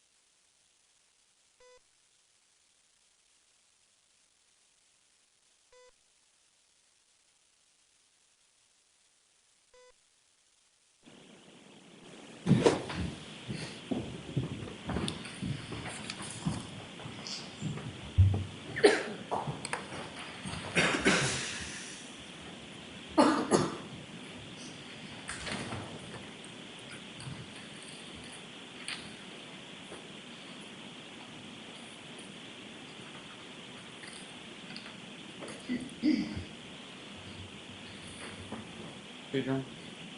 Yes. Mr. Albert, just to be clear, Allie McCabe is not your cousin, correct? Correct. she's a friend of yours who you have relatives in common, is that correct? Correct. Now, when you and I and other individuals met prior to your testimony in this case, it was just one time, is that correct? Correct. And did we talk about something called sequestration? Not that I remember, no. Did we talk about having conversations with other witnesses while the case was pending or going on? No. Now, you testified when you were asked on cross-examination that you haven't had any conversations with any other witnesses, you haven't watched any coverage, you haven't done any of those things, correct? Correct. Was that at my instruction? No. Is that something that you've done at any point in time as far as talking to any other witnesses, including your parents? No.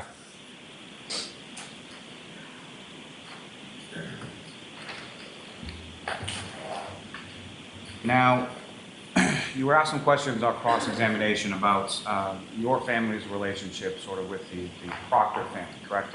Correct. And taking the Proctor family as it was put as sort of an entity, what I'm going to ask you about is purely about Trooper Michael Proctor.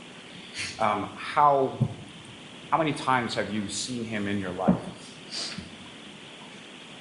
Maybe 5, 6 times. And when about would those be, and what would the nature of those interactions be? Other than when I got interviewed last time with Trooper Proctor and one of his partners, other than that, I didn't see him for years, I want to say, since I was a young kid.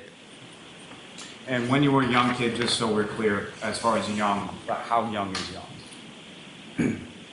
Maybe saw him, I could have seen him at like a football game or something, but other than that, like pretty young, like 12, 11, 13 years old. And whereabout, or what was the context in which you would have seen him? Was it you and him together, or was it a group setting, family? How would you have come into contact with him? We've been over the grandmother's house a couple of times, but that's pretty much the only time I would see him. Now, as far as the photograph that you were shown, as far as a wedding was concerned, you were a ring bearer in that wedding? Correct. And that was over 10 years ago, you said? Yes. But how old would you have been in that particular photograph or in that particular wedding? If I had to guess, 8 or 9 maybe, around there. Do you have any independent memory of that wedding or anything about that wedding? None.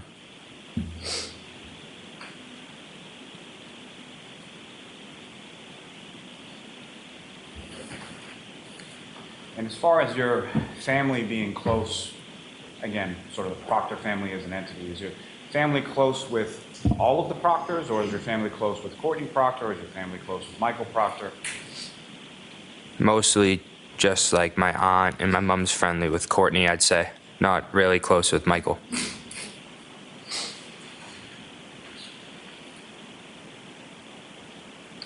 There are some questions about the text messages that were up on the screen yesterday and up on the screen today.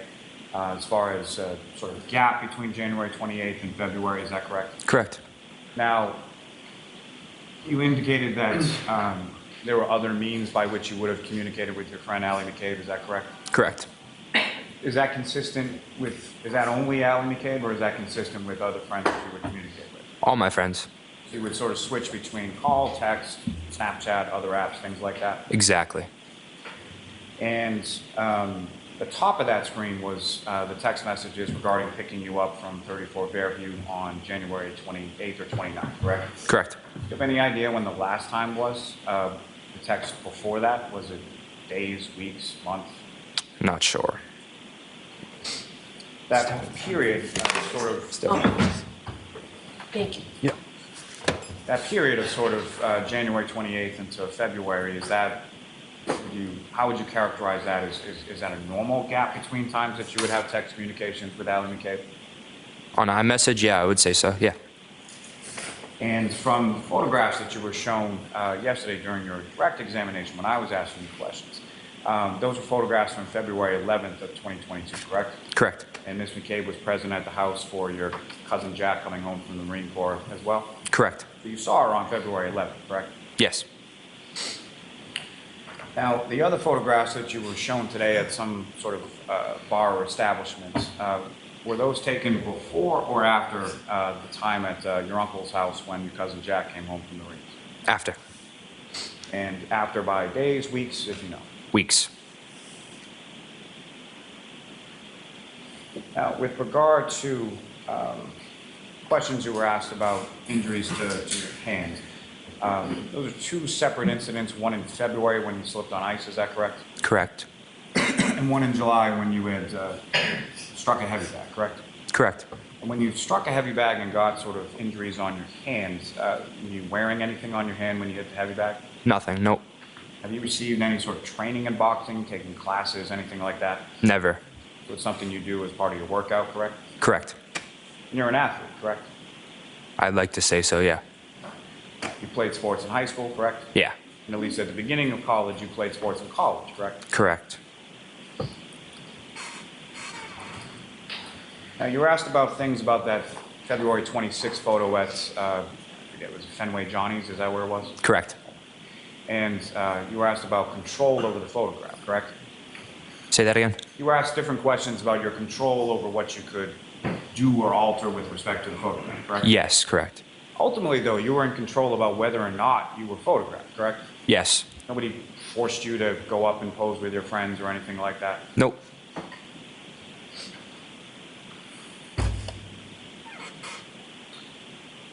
Now, as far as those videos that you were just shown, how old were you? Around 16, I'd say around 16 years old. So you believe it was sometime in your sophomore year of high school? Yes, that's what I believe.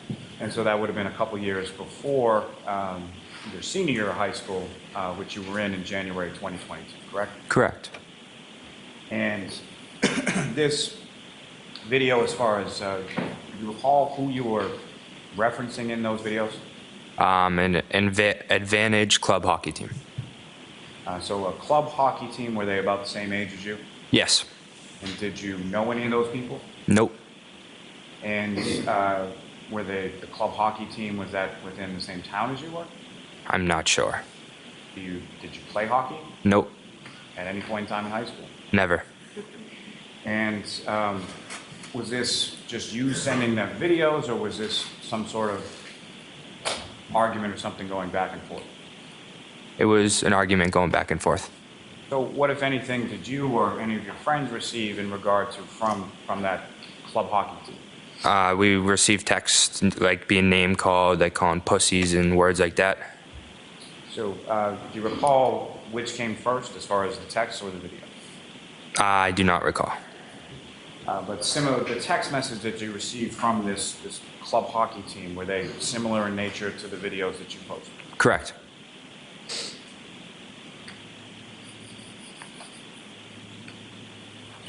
Do you recall what the argument was about with this other group of kids from this club hockey team? Yeah, it was the girls in our friend group, a couple of the girls in our friend group, like hung out with them a few times. So like all my guy friends got a little salty about it. So that's why we kind of sent videos back and forth. So you were teenage kids arguing about girls, correct? Exactly. And at any point in time, did your friend group and this club hockey team ever meet up at all? Never. Any sort of physical altercation or anything like that? Nope. And you indicated that you've never really been in a fight except for with your brothers, correct? Correct. And when you would get in a fight with your brothers, how old were you then? Younger, I'd say. Yeah, younger. Younger, like as young as you were when you were a ring bearer in somebody's wedding? Yeah. Now, with regard to John O'Keefe, your neighbor who lived a couple doors down, did you ever threaten John O'Keefe? Never. John O'Keefe ever threaten you? Never. Did you ever get in an argument about girls? Nope. Any animus or any conflict that you can recall ever between yourself and Mr. O'Keefe? Never.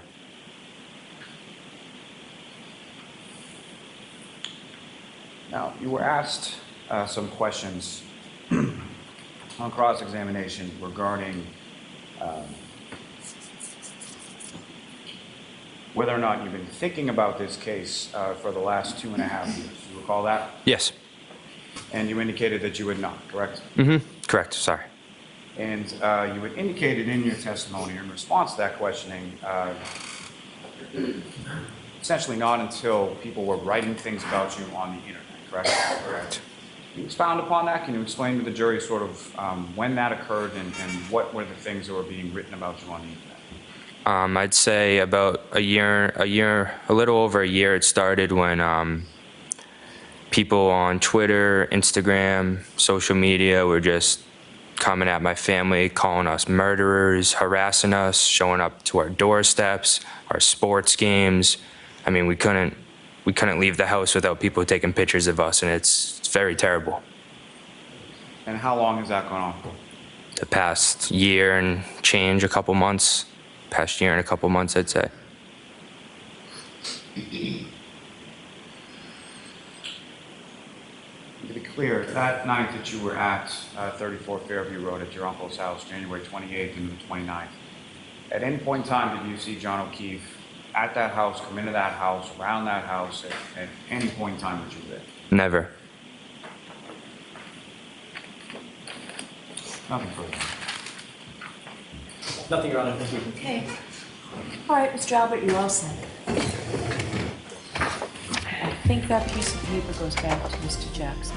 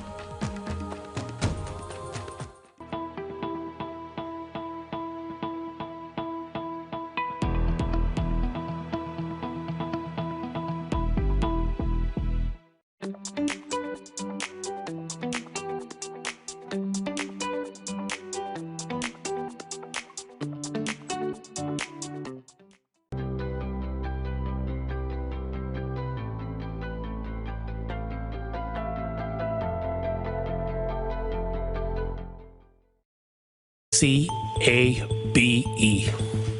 And where do you live, sir? Canton, Massachusetts.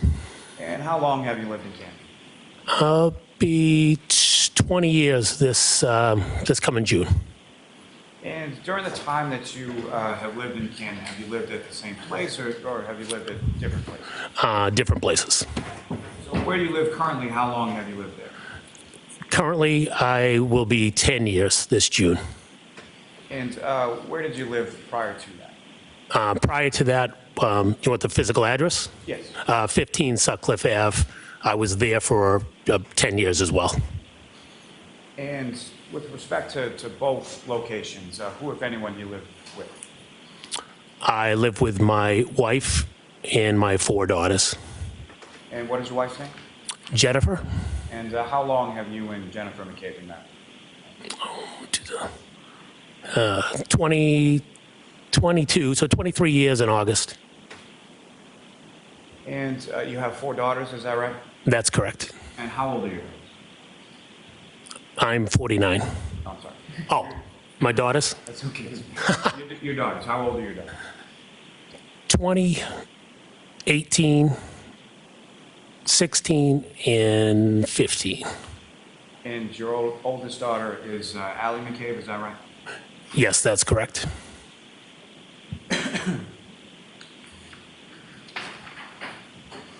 And do you work, sir? Yes, I do. What do you do for work?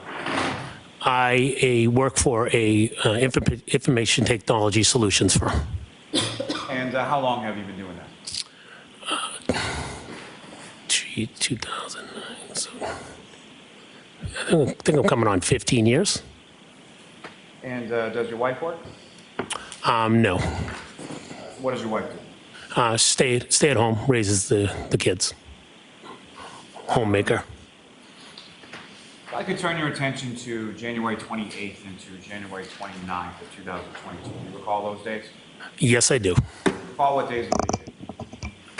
Friday into Saturday. And did you work that day on the Friday? Yes, I did. And at that point, do you recall, were you working in an office or remotely? I don't recall if that specific day I was in the office. Sometimes I'd go in, sometimes I'd work from home. So I don't recall if I actually was physically in the office. Sometimes I'll go in for a few hours. So I don't recall exactly if I was home or in the office that day. So regardless, at some point you sort of wrap up work for the day, and where did you go? Yes, finished up work and met some friends at a restaurant in Canton before my daughter's basketball game. And so on that evening, your daughter had a basketball game, is that right? Yes, that's correct. And who did she play for at that time? She played for Canton High School. Is that the varsity game? Yes. And which of your daughters, as far as age is concerned, which of your daughters was playing basketball for Canton High School at that time? That would be my second oldest, who's... I'm sorry, go ahead. My second oldest. And so you, after work, had met some other people at an establishment in Canton, is that right?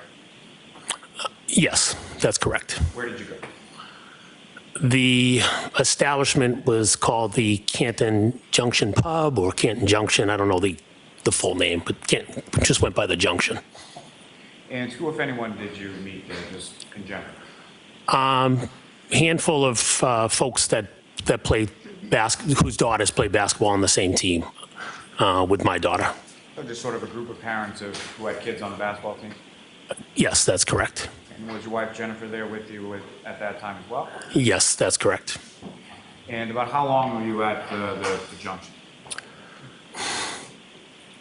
Game 6:30. Give or take hour and a half. And girls varsity basketball, was there sort of like a typical time that that game would start or game would be scheduled for them? Yes. And what time was that, generally? Typically 6 or 6:30 would be the normal time. I don't remember if it was a 6:30 start that night or actually I think it was a 6:30 start, but typically 6 or 6:30. So sometime around 6 or 6:30, you make your way over to the high school, is that correct? That is correct. And in that, I mean, was this a home game, a road game, if you recall? That evening it was a home game. Do you recall anything about the game as far as who they were playing or if they won or anything like that? Yes, it was, they were playing the town of Foxborough High School, and they did not win. They went into overtime and lost. Now, with respect to your wife, Jennifer, as the kids were growing up, what if anything, what if any relationship did she have as far as with respect to the kids in basketball? It's grown as like the youth years.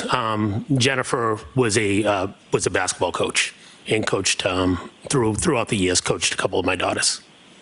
So she coached, and with respect to the daughter that was playing at the high school game that night, was that one of the daughters that she had coached? Yes, that's correct. So fair to assume she had also coached several of the girls that were on the varsity basketball team with your daughter, correct? Yes, a few of them, yes. Now, when you get to Canton High School to the basketball game, is there sort of a typical area where you would sit or people you would congregate with while you're watching the game?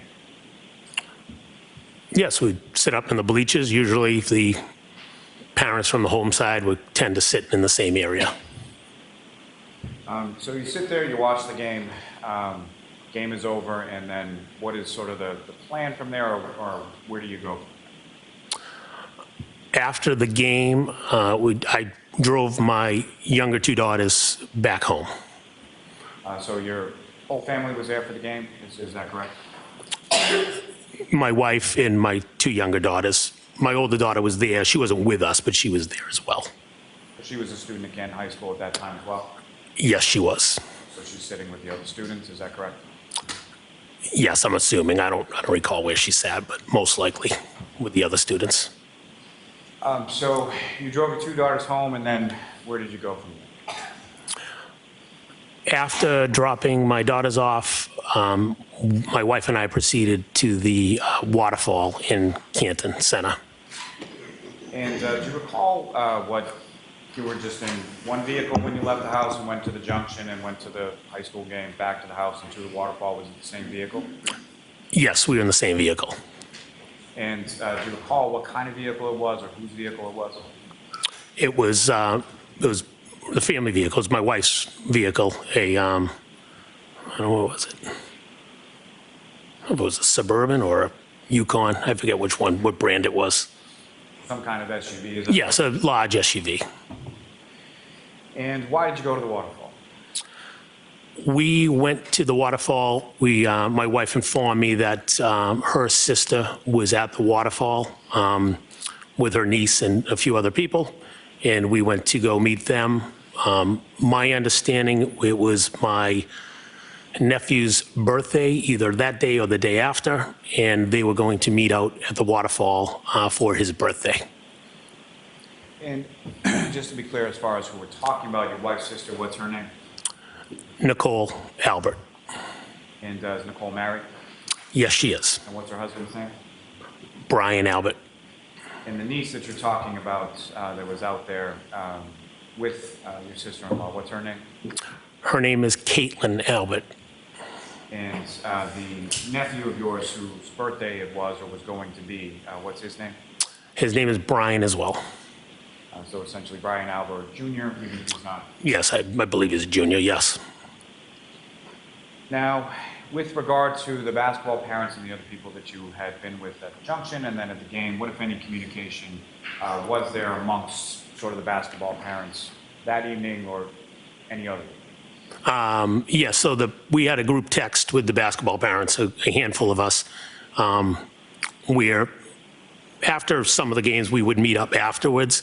This evening, I know I sent a text out saying where we were going, because we were obviously meeting her sister, and a few of the parents responded where they were going. We kind of split up, except for one couple decided to meet us at the waterfall out of that group text. And the couple that decided to meet you at the waterfall, who were they? That would be Nick and Karina Kolakisis.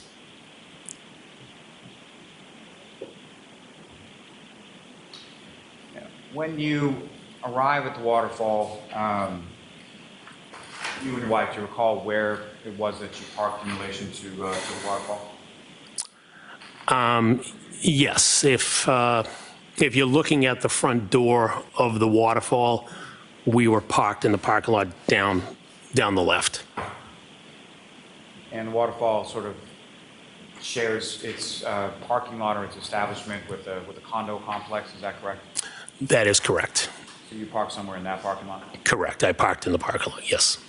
And when you came into the waterfall, who, if anyone, did you see there and where did you go? When we walked into the waterfall, we identified where Jen's sister and their party was sitting. And where were they sitting in relation to the waterfall? When you walk in the front door, I believe there's 3 long tables that are set up. We passed, they were in the 3rd table, long table closest to the bar. Across from, there was also a band. They were right across from a little band. There was a live band there as well? Yes, there was. Now, prior to you and your wife entering into the waterfall, do you recall what, if anything, you did or who, if anyone, you were talking to in the parking lot? Yes, on the car ride from my house to the waterfall, and while I was in the parking lot, I was talking to a friend of mine on the phone. And do you recall just generally what the conversation was about? Yes, I do. And what was it about? It was about my daughter, my oldest daughter, Allie, who we mentioned. It was about her hockey team and her hockey coach. I was talking to one of the hockey coaches. And when you were talking to this person, this is inside the car, is that correct? That is correct. And despite it being sort of the wife's car, was your phone hooked up to the speakers? Did you have a Bluetooth or anything like that? I don't know if I connected mine to the Bluetooth or not. I don't recall if I was connected to the Bluetooth or not. I know my phone connects, so possibly. I don't know for sure if it was 100% connected that evening. Now, with respect to it being your wife's car, is there, when both of you are in the car, is there sort of a default as to which of your phones would connect to the Bluetooth, yours versus hers? If look at it that way, it would be my wife's because it was her car. So the car would probably recognize her device over your device, correct? That is correct. Now, actually, I started the call definitely on my phone because my kids were in. I was on the call for a while, so I think I had my kids still in the car when I was dropping them off. So I wouldn't have them listening to the call.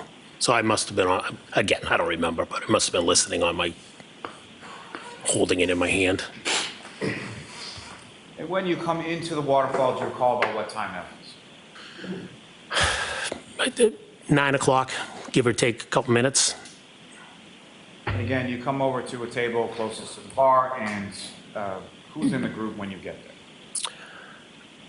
When we arrived, it was Nicole, Caitlin, Caitlin's boyfriend, Tristan, Chris Albert, and Julie Albert. We were also joined by Nick Kolakisis, who I mentioned. I just don't remember if Nick was already in or if Nick walked in right after me, but Nick and I, we got there similar times. I just don't know if he was already sitting in the bar or standing there when I walked in, or if he came in right after. Oh, and Jen, obviously. And to be clear, people that were with you at this high top table in this sort of group, either them that you're talking about or throughout the course of the evening, these were people that were either sort of family or friends of yours or your wife's? Oh, yes, that's correct. Yeah, family and friends, correct. And so whether or not you and Mr. Kolakitis came in at the same time or slightly staggered, at some point he came in as well, correct? Yes, that's correct. And with respect, obviously you were out and you were at a bar, correct? Yes. And from what you recall, you were drinking and most, if not all, of the other people were drinking as well? Yes, yeah, everybody at the table, to my recollection, was drinking. And do you recall specifically what you were drinking on that night? I do. And what were you drinking?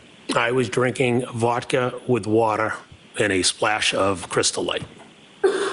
And is that something that you would normally drink? No. And why were you drinking that on that occasion? I was in a diet competition with other people in the town, so I was trying to stay away from any beer, which would be what I typically would drink. And as far as your observations of the other people there throughout the course of the night, did you note anyone in your group, either at that time or subsequent in the night, to be sort of overly intoxicated or drunk or anything like that? No. And as far as the other people in your group, as far as drinking was concerned, at that time or any time later in the night, was their drinking sort of commensurate with the amount that you were drinking? I wasn't paying attention to see who was drinking, how much they were drinking. You know, I don't even know how many I had. Maybe at least 3, maybe 5. You know, I don't know for sure. You know, but give or take something there. But again, I wasn't paying attention to see if anybody was drinking faster than somebody else or et cetera. And in that sense, sort of how long were you at the Waterfall that night? Got there at 9 and left a little after 12, so a little over 3 hours. So roughly 9 o'clock to about midnight or so, correct? Yes, I recall leaving a little after midnight, correct.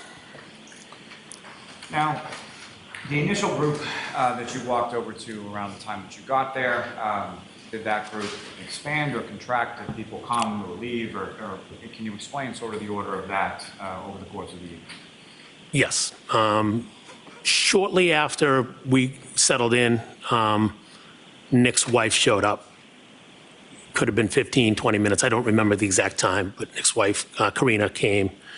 And give or take 45 minutes, an hour after that, Brian Albert Sr. and Brian Higgins showed up. And around 11-ish, give or take, I don't know the exact time, Karen Reed and John O'Keefe showed up as well. Let me ask you a little bit about some of those other, but let me ask first about, as far as Caitlin's boyfriend, Mr. Morris, how long was he there that night? I don't recall how long he was there. I do know he left. He had mentioned something about working that evening. There was obviously a snowstorm coming in that evening, and he had mentioned that he was going to go home for a little bit before he had to go out and, I don't know if he was plowing or shoveling or doing something, but he was going to be going out that evening to plow, I believe. And Christopher Albert and Brian Albert, they're brothers, is that right? Yes, that's correct. And Christopher Albert's wife is Julie Albert, is that correct? Yes. And she is also friends with your wife, Jennifer McCabe, correct? Yes. And been so for years, as far as you know? As far as I know, yes, they've been friends for years. Now, you mentioned someone by the name of Brian Higgins. Did you know Brian Higgins prior to that evening? Yes.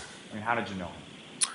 I had met Brian a few times, social settings. I recall meeting him at the Junction one evening. I believe I met him at a graduation party. I don't know how many times I met Brian, but I met him maybe 3, 4 times. I don't know exactly how many. So I knew who he was. You knew who he was as far as he was friends or friendly with your brother-in-law, Brian Albert, correct? Yes. And that's how you knew him, was through Brian Albert? Yes. And do you know where Brian Albert Sr. and Brian Higgins had been prior to them coming to Waterfall? Yes, I was informed that they were in New York, coming back from New York from a funeral of a New York police officer. And both of them, as far as you knew, Brian Albert Sr. and Brian Higgins, they were in law enforcement, is that correct? Yes. Now, you mentioned that at some point around 11 or so, John O'Keefe and Karen Reed came into the Waterfall, correct? Yes. And just to be clear, when you speak of Karen Reed, that's someone that you had met prior to this evening as well? Yes, that's correct. And clarity purposes, for the record, do you see Ms. Reed in the courtroom today? Yes, I do. Could you just describe as to where she's seated or an article of clothing? She is seated at the table with her attorneys. You want me to describe her clothing? If you could. Black, I don't know, sweater, I'm not sure, dress. Just as a record to reflect identification and by the way. Yes. Now, with regard to Mr. O'Keefe first, how was it that you knew Mr. O'Keefe? I've met John O'Keefe when he started to be the caretaker for his niece and nephew after their parents had passed. And specifically, you're referring to Patrick and Kaylee Furbush, is that correct? That is correct. So their mother and father tragically passed away, and Mr. O'Keefe then became their guardian, correct? That is correct. And when you met Mr. O'Keefe, is that when you were living at the house on Sutcliffe? Yes. And where was that house in relation to where Mr. O'Keefe initially lived with his niece and nephew? A couple hundred yards. 2 different streets. It's a neighborhood with multiple streets. My house was on Sutcliffe. Drive down Sutcliffe, maybe pass 1, 2, 3, 4 houses. Took a right, and that was John. That was the street that the kids lived on, maybe 4 houses up on the right. And with reference to, you mentioned that you had 4 daughters, is that correct? Yes. And were any of your daughters around the same age as John's niece, Kaylee? Yes, my 3rd daughter is the same age, same grade as Kaylee. And about this time that John had moved in his house, close to the house you were living on Sutcliffe, about how old was your daughter and his niece, Kaylee? Ooh, I believe it was kindergarten. How old would you be in kindergarten? 7? I don't know. I think kindergarten suffices. So fair to say they were very young, correct? Yes. And with reference to the kids, what, if any, beyond sort of being neighbors, what, if any, relationship did either you or your wife have with regard to Mr. O'Keefe and specifically his niece and nephew? I'm sorry. Just the Very door. long I question, was trying to. let me see. No, the door was shaking, so I couldn't hear the end of it. So around that time that Mr. O'Keefe moved in with his niece and nephew and took over guardianship of them, Yes. what, if any, relationship beyond being neighbors did yourself and or your wife have with respect to Mr. O'Keefe and the kids? Oh, yeah, we had a good relationship, especially my wife. She was having the kids the same age, Kaylee and my daughter. She was very involved with helping him out, whether it's rides to various events. Throughout those years, I'd also coached Kaylee myself a couple times in soccer, and my wife also coached her in basketball. So play dates, things of that nature. Various times would go out with John, or he would meet up somewhere where we were. So a friendly relationship where, John was, in essence acting as a mother and a father. And so he'd do a lot of communicating through my wife in regards to needing help and things of that nature. And in particular, his niece Kaylee and your daughter, who was around the same age, were they friends? Yes, they were friends. And about how close were they, particularly around that younger age? They were very close in the young age. Kaylee would spend a lot of time at our house, spend a lot of time sleeping over. So they were very close. And Kaylee in particular, was she, how close was she with your wife, Jennifer? Kaylee was close with Jen. Kaylee was mature, well beyond the other girls in regards to she was bright, and she was very articulate, so she could have conversations with the adults much better than the other kids. Having 4 girls, she was a bright kid. Now, at some point, Mr. O'Keefe and the kids moved from that house, and you also moved from the house on Sutcliffe, correct? That is correct. And do you recall the order of that? Was it you that moved first, or they that moved first? I'm pretty sure I moved first. Yes. And about how far away from the house on Sutcliffe was your new house? It's right up the street, driving in a car, 2 minutes. I don't know, mile and a half. I'm not sure the exact distance, but not far away. And where did John and the kids move? They moved a little further away from, they're probably a couple miles away, 2.5, 3 miles. I don't know the exact distance. Not far. That side of town, everything's fairly close. And specifically, they moved to a house on Meadows Avenue, is that correct? That is correct, yes. And the nature of your relationship, or you and your wife's relationship with John and the kids and your daughter and Kaylee, did that sort of continue throughout after each of you moved from the original neighborhood? Yes. Now, with respect to the defendant, Ms. Reed, when was it that you first met her? It's COVID 2020. We met her summertime of, I think it was the COVID year. I think it was 2020, summer. Can you recall the circumstances of that, or how you came to meet her at that time? Yes, I do. And could you explain to the jury what were the circumstances? Where did you meet her? John had reached out to my wife, Jen. It was on a Saturday. I don't know if they connected that Saturday or the Friday, but they connected. John asked if he could come by the house with the kids. We have a pool, so he wanted to come by with the kids swimming and wanted to introduce Karen to us. Specifically wanted to introduce Karen to my wife, Jen. You know why that was? Yes, because they were dating, and he informed my wife that Karen had MS, and my wife has MS. So he thought it'd be good for the two of them to get to know each other, could have conversations with each other, obviously both suffering from MS. How long has your wife suffered from MS? I'm going to say, I think she's been suffering for a while, but I'm going to say her diagnosis, maybe 9 years. I don't remember the exact date. I'm going to say about 9 years. And so, Mr. O'Keefe, Ms. Reed, the defendant, and the two children came over the house that day, is that correct? Yes, that's correct. And about how often did you see Ms. Reed from that summer of 2020 until about the time of January 2022? I would see her. There was a couple other times that that John and Karen came by the house with the kids, and also see her at sporting events, whether it was soccer or whether it was basketball. Would see her at events, whether it's practices, picking somebody up. I would see Karen around. And as far as you knew, or what, if anything, let me ask you this. As far as your relationship with Mr. O'Keefe, is someone he was dating or what was going on with someone he was dating's relationship, is that the kind of thing that the two of you would discuss?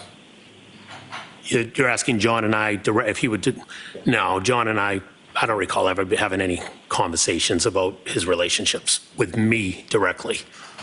And that applies to the defendant, Ms. Reed, and it applies to any other relationship you had while you were friends, correct? Correct. Now, turning your attention back to the Waterfall on the evening of the 28th, when Mr. O'Keefe and the defendant come in, where is it that they went in relation to the group at the high top when they first came in? They came in and immediately made contact with us, walked right over to our table.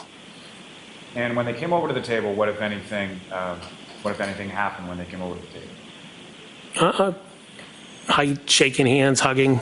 How you guys doing? Good to see you. Typical meet and greet when you see somebody that you're friends with. And if you recall, was there a particular sort of side of the table, or where were you situated in relation to the table, and who, if anyone, was situated around you? Yes, if I was to be looking at the table, long table, I spent most of the time at the end of the table, kind of in the corner on the right side. Nick Kolakisis was right next to me. There was a wall. It's kind of thin. The table ends. There's a little space, and there's a wall right behind you. Nick was there. I was there. Jen,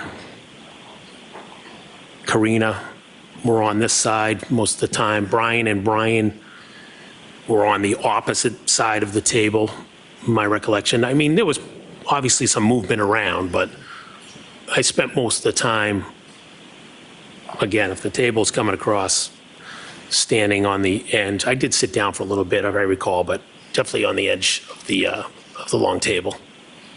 It's fair to say the Kolakisis didn't really know anybody at the table besides yourself and your wife? Fair to say. They obviously knew who John was. They have a daughter as well, the same age as Kaylee.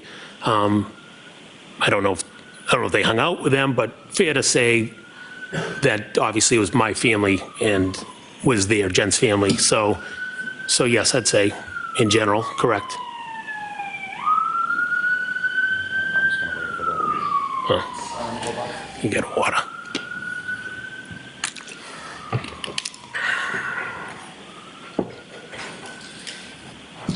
Now, sir, if I could ask, as far as Mr. O'Keefe was concerned, do you recall anything about what he was wearing that night? I recall a baseball cap, and he tends to brim it over a little bit, and shirt and jeans. I don't know exactly what he was wearing. Do you recall seeing him at any point in time with any kind of winter coat or heavy coat or anything like that? Not that I recall. If he had one on, he had one on. I don't recall it. And as far as his person, his features, what you could see, what, if any, injuries did you observe on him at that time? I did not see any injuries. And do you recall what John was drinking that night? I believe he was drinking Bud Light beer. Is that pretty typical for him? Majority of times I saw John, yes, he was drinking Bud Light. I do recall when he came to my house for that first meet, he was drinking Bud Light Limes, which I thought was interesting, but it was at a pool, and maybe it was a summer drink for him, I'm not sure. Fair enough. I think I gave him a hard time. Now, with reference to Miss Reed that night, what, if anything, did you observe her to be drinking or have? She was drinking a clear liquid. I just assumed it was a vodka soda or vodka something. And as far as the absent the Crystal Light, which I'll leave that alone for now, but absent the Crystal Light, was it similar to the drink that you were having that night? Yes, could have been vodka water. Exactly, I don't know. Now, do you know where the two of them, being Mr. O'Keefe and the defendant, do you know where they had come from prior to coming into the Waterfall? John had said they were came over from across the street from C.F. McCarthy's.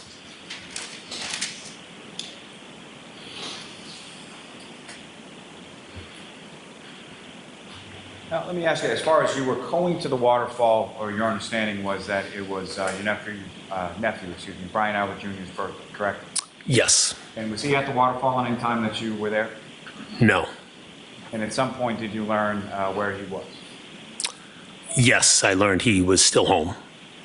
And was there any conversation, or do you know why he was still home? My understanding is I thought we were waiting for him. He never showed up. My understanding was he chose to stay home. I had a couple friends over the house.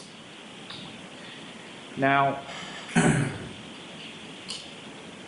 from the time that you were in the Waterfall, how would you describe sort of the mood or the demeanor of sort of the group at large? Everybody was just having a good time, hanging out, socializing, talking.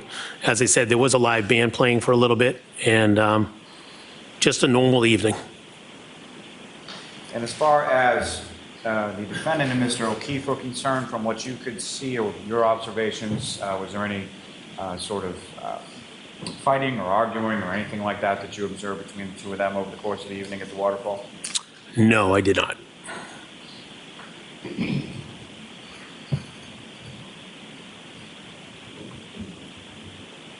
You mentioned that you had left the Waterfall sometime after midnight, is that correct? Yes, that's correct. And before we get to that, over the course of the evening at the Waterfall, did you have occasion to have conversation with either Mr. O'Keefe or the defendant? Yes, I did. And would that be both? Yes.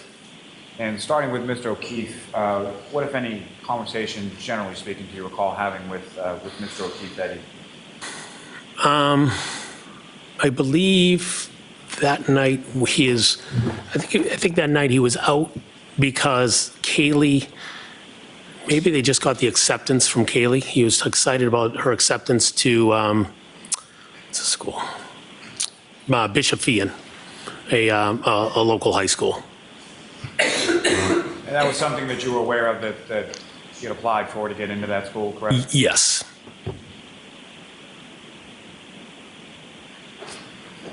And with respect to Ms. Reed, what, if any, conversations you recall in regard to her?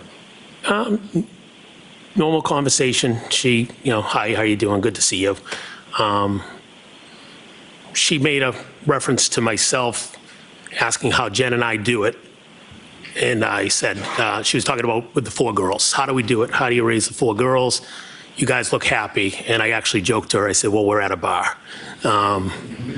Considering, it's obviously any marriage will tell you have your ups and downs. But brief, conversational, nothing of any substance. Just good to see you. Now, this time that you're talking about that you're leaving shortly after midnight, is that around the time that sort of the bar was winding down for the evening?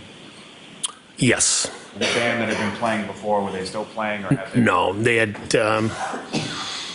had stopped earlier, before 12. I don't remember the exact time, but they definitely stopped earlier. there were some people there, but our table was definitely the last table to wrap it up. Well, some people left before me, but the band was packing up packing up all their equipment. And so in that vein, if you recall, can you tell the jury sort of the order of people from your group and when they left and things of that nature? Yes. So Brian Albert, Brian Higgins, and Nicole were packed up, leaving before us. Then my wife, Karen, Karina, I don't know, John and Chris, they started leaving before us. I think John was delayed, but they walked out, and Nick and I were the last two at the table. I recall us picking up some of the empty glasses and beer bottles, and because they said the bar was right behind us, so I recall picking up the glasses and some of the bottles and bring them to the bar, as well as a couple of the members of the band were sitting on the edge of the bar, and just some brief conversation with them, good job, guys coming back, things of that nature. And then Nick and I walked out. Now, over the course of the evening at the Waterfall, while you were there, what, if any, conversation was had amongst the group in regard to any plans or where to next, or where people were going after the Waterfall? Yes. As mentioned, thought we were going to meet my nephew. He didn't come out. We found out he had a few friends at the house. When Brian and Nicole were leaving, they had mentioned that Brian was at the house with a couple friends, and we were welcome to come back and have a celebratory drink for his birthday. So he had extended an invite to the table. Like, hey, who's ever around, wants to come back, you're welcome. So that was sort of extended to the entirety of the group, is that correct? That is correct. And so what was your understanding, at least as far as your plan, you and your wife, Jennifer, when you were leaving the Waterfall? That we'd be stopping by Brian and Nicole's house. And so prior to that discussion regarding stopping by your brother-in-law Brian Albert's house, what, if any, discussion was there in regard to your to his brother Christopher Albert? Let me ask you, what, if any, other discussion other than going to your brother-in-law Brian Albert's house was there at the table in regard to places to go after? Yes. There was discussion about going to D&E Pizza. That's a pizza sub shop that Chris Albert owns in Canton Center, which is, 100 yards, whatever, across the street from the Waterfall. And can you describe sort of what was the substance of that discussion and who was involved in that discussion? Yes, the discussion is we've done that in the past where we've wrapped up for the night. We've gone over there and turned the ovens on and have made some pizza. In this particular instance, Karen had asked if we could do that. She wanted to go to D&E. She wanted to make pizza. Chris and I were adamant that we were not going to D&E because we were on this diet and we were not going to go subject ourselves to late night pizza. So we said no, we're not going to D&E. Though we had conversations. Karen wanted to go, but we kept saying no, we're not going to go. When you say you kept saying, was that something that the defendant raised once or more than once? More than once. Now, when you leave, you and Mr. Kolokitis, and you walk out of the Waterfall, you go over to your car in the parking lot, is that right? Yeah, yes, that's correct. And again, by your car, I mean your wife Jennifer's car, is that right? Yes. And where was she in relation to the car when you get there? She was already in the car. So let me ask you that way, as far as where was she seated within the? Oh, sorry, she was in the driver's seat. So you get in the front passenger side, is that right? That's correct. And when you get into the car, what, if any, communication did you become aware of between your wife and Mr. O'Keefe? When I got into the vehicle, my wife received a text from John, and it said, "Where to?" I think he was looking for the address. I told my wife we were starting to drive out of the parking lot, I told her just call him instead of texting him back. So rather than text while she's driving, you advise her just call him back? Correct.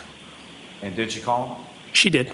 And with respect to that Bluetooth that we were discussing earlier within the car, this call from your wife Jennifer to John O'Keefe, was that using the Bluetooth technology?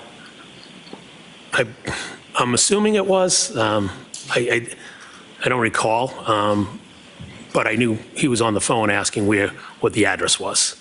Let me ask you this. Could you hear both sides of the conversation? I could hear him, yes. So you heard your wife talking and you heard John talking, correct? Yes. And as far as that communication with reference to where to or where to go or the address, you describe to the jury sort of what that conversation consisted of. Conversation was the address, 34 Fairview, and I actually was definitely mumbling stuff from my seat saying, come out, take a right, take a left on Sherman, and 34 Fairview. And that was that initial call, was just giving him the address and telling him to Sherman's easiest way. And so when you say that initial call, was there a subsequent call while you were still en route to 34 Fairview? Yes, it was a call a few minutes later. Somehow, I don't know why, but somehow they didn't know where the house was. I recall, again, my assumption would be they had come from Sherman, from Chapman Street. My wife referenced a friend of Kaylee's who lives off of Fairview. And we said, well, you know where this child lives? He said, yes. Okay, drive past her street and the house will come up on the left. And the friend of Kaylee's, what was her name? Her name is Bella.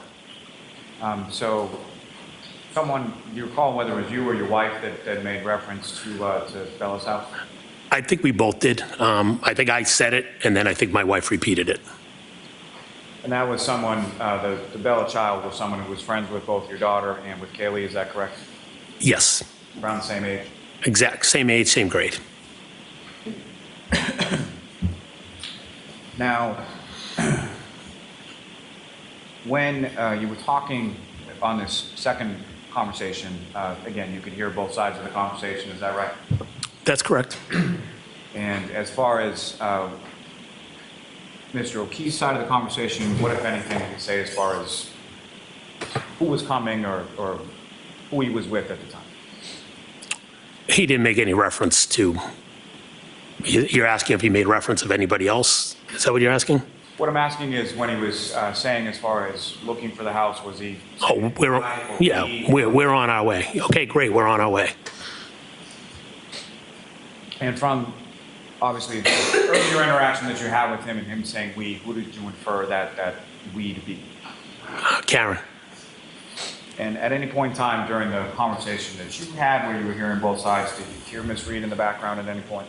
I do not recall hearing Miss Reed, no.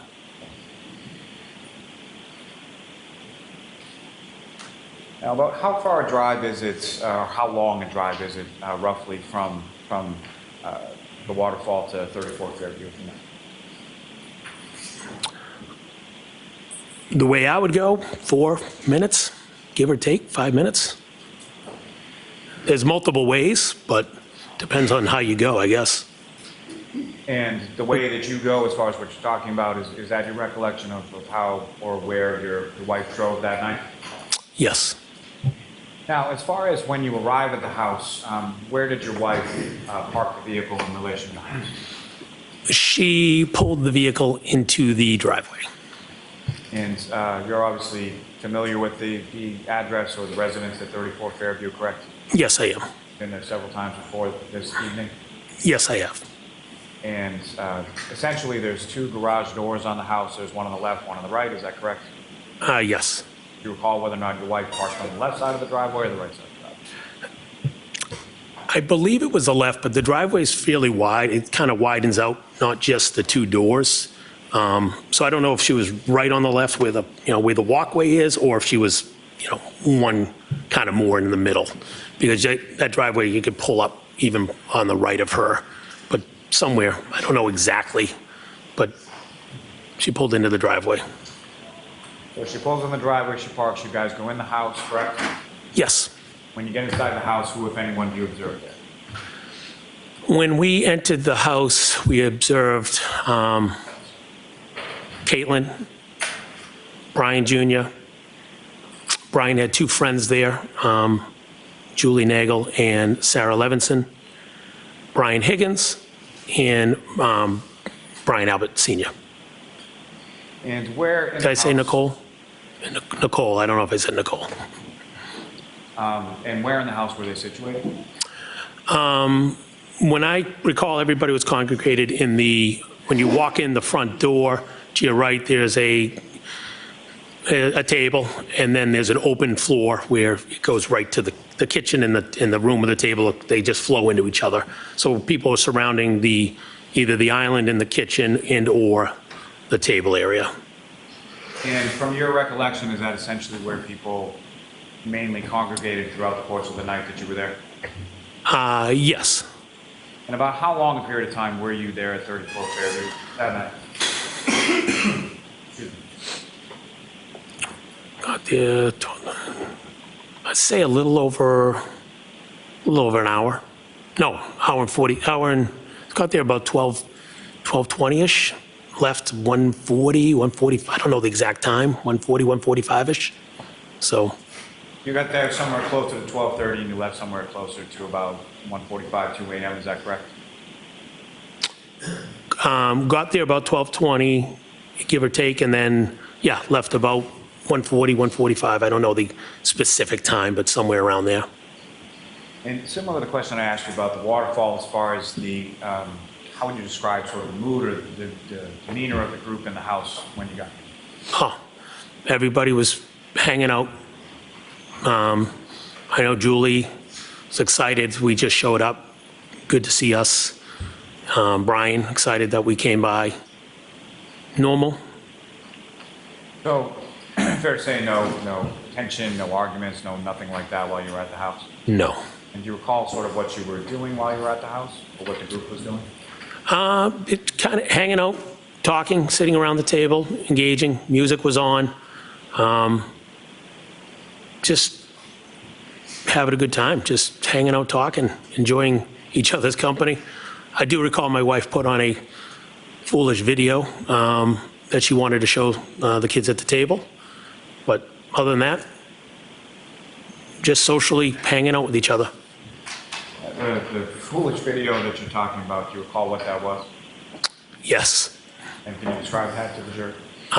It was a video for the song It's Raining Men.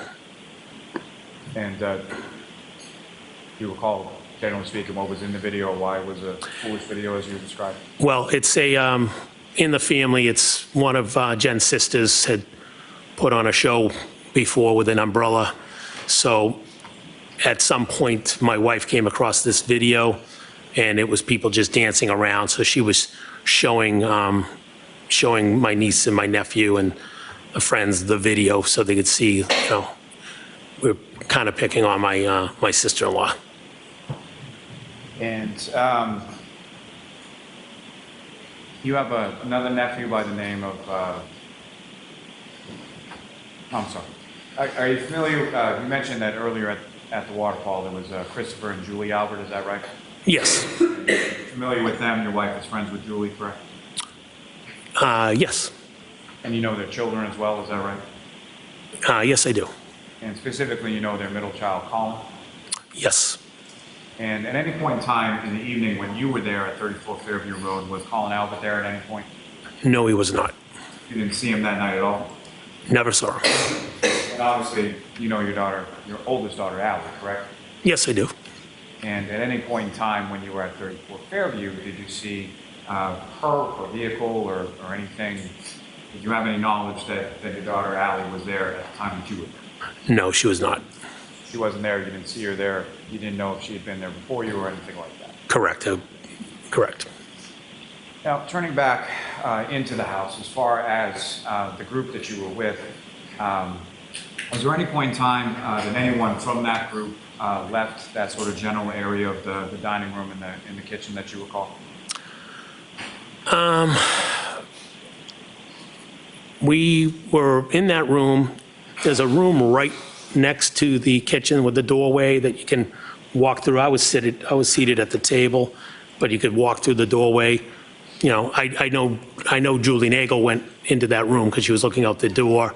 Other people could have walked in and out of that room. It's right there, right next to us. At any point in time over the course of that evening, did you see anybody sort of go upstairs or downstairs to the basement or anywhere else but that general area of those 3 rooms in the home? I did not see anybody. Now, at some point, you mentioned that Julie Nagel was looking outside for something. Is that correct? Yes, that is correct. And how long was that in reference to after you arrived and then when that happened? Again, I don't know the exact time. I'm going to say could have been 3 minutes, could have been 5 minutes, somewhere in that vicinity. We arrived, said hello, good to see everybody, and shortly after, she had mentioned that her brother was there to pick her up. Now, as far as the Levinson and Miss Nagel, they were friends of your nephew, Brian Albert Jr., is that right? That's correct. And did you know them at all at that time, you know, when you arrived there on the 28th? Miss Levinson, I did not know. First time I met her. I definitely had met Julie before. She had, you know, Brian and her hang out, so I definitely met her. I think she's been to my, I don't know if it was previous to this or after this, but Julie has, you know, helped my brother, not my brother, my nephew Brian, when we go on vacation. We have a dog, and Brian would usually be the go-to to, you know, let the dog out, etc. And I know Julie has helped him. I just don't know if that was previous to that or after. But I definitely met Julie before, yes. So you had met her before, but essentially met her as a friend of your nephew's, correct? Yes. Not someone that you knew particularly well, is that fair to say? Correct. Didn't know her well. So after about 3 to 5 minutes or so after you arrive, you observe Ms. Nagel looking outside, correct? Yes, she was going out the door, correct. And do you know why she was going out the door? She said her brother was there to pick her up, but she didn't want to leave. And at any point in time, did either yourself or your wife extend an offer to either Ms. Nagel or Ms. Levinson or both in regard to getting home? Yes, yes. We informed, my wife informed them that if they wanted to stay because we just got there, we would be more than willing to drive them home. And fair to say at this point in time, you didn't even know where Ms. Levinson or Ms. Nagel lived, is that correct? No idea. You didn't really know what you signed up for as far as driving them home, is that correct? Well, Canton's not that big of a town, so I wasn't too scared. But yeah, I didn't know exactly where they live. I knew they were from Canton. Now, at some point when Ms. Nagel goes outside, what, if anything, drew your attention to the outside of the house? When she went outside, or when she was opening the door, her or somebody referenced that there was another vehicle out front. And so, upon hearing that, where did you go? Upon hearing that, we just assumed that was obviously John and Karen. So I don't recall if I looked out the window first or looked out the door first, but I looked out to see the other vehicle out in front of the house. And just to be clear, when you say window and when you say door, like which window and which door? Well, I was sitting at the table, and right behind me is a window. Or if I stood up and took 5 steps, there's the front door of the house. So again. In addition to sort of the regular front door, is there like a storm door or something that you would have been able to see through? Is that? That would be the front door. I would call the storm door. That yes, I could see out the front. There's another door. If you're looking at the house, is your front door, windows, and then there's another door. Julie looked out or went out through that door. I either looked at that point, either looked out the window or walked over to the front door, which would be the opposite door. But regardless if you looked out the window or you looked out the storm door at the front door, when you looked out, what if anything did you see?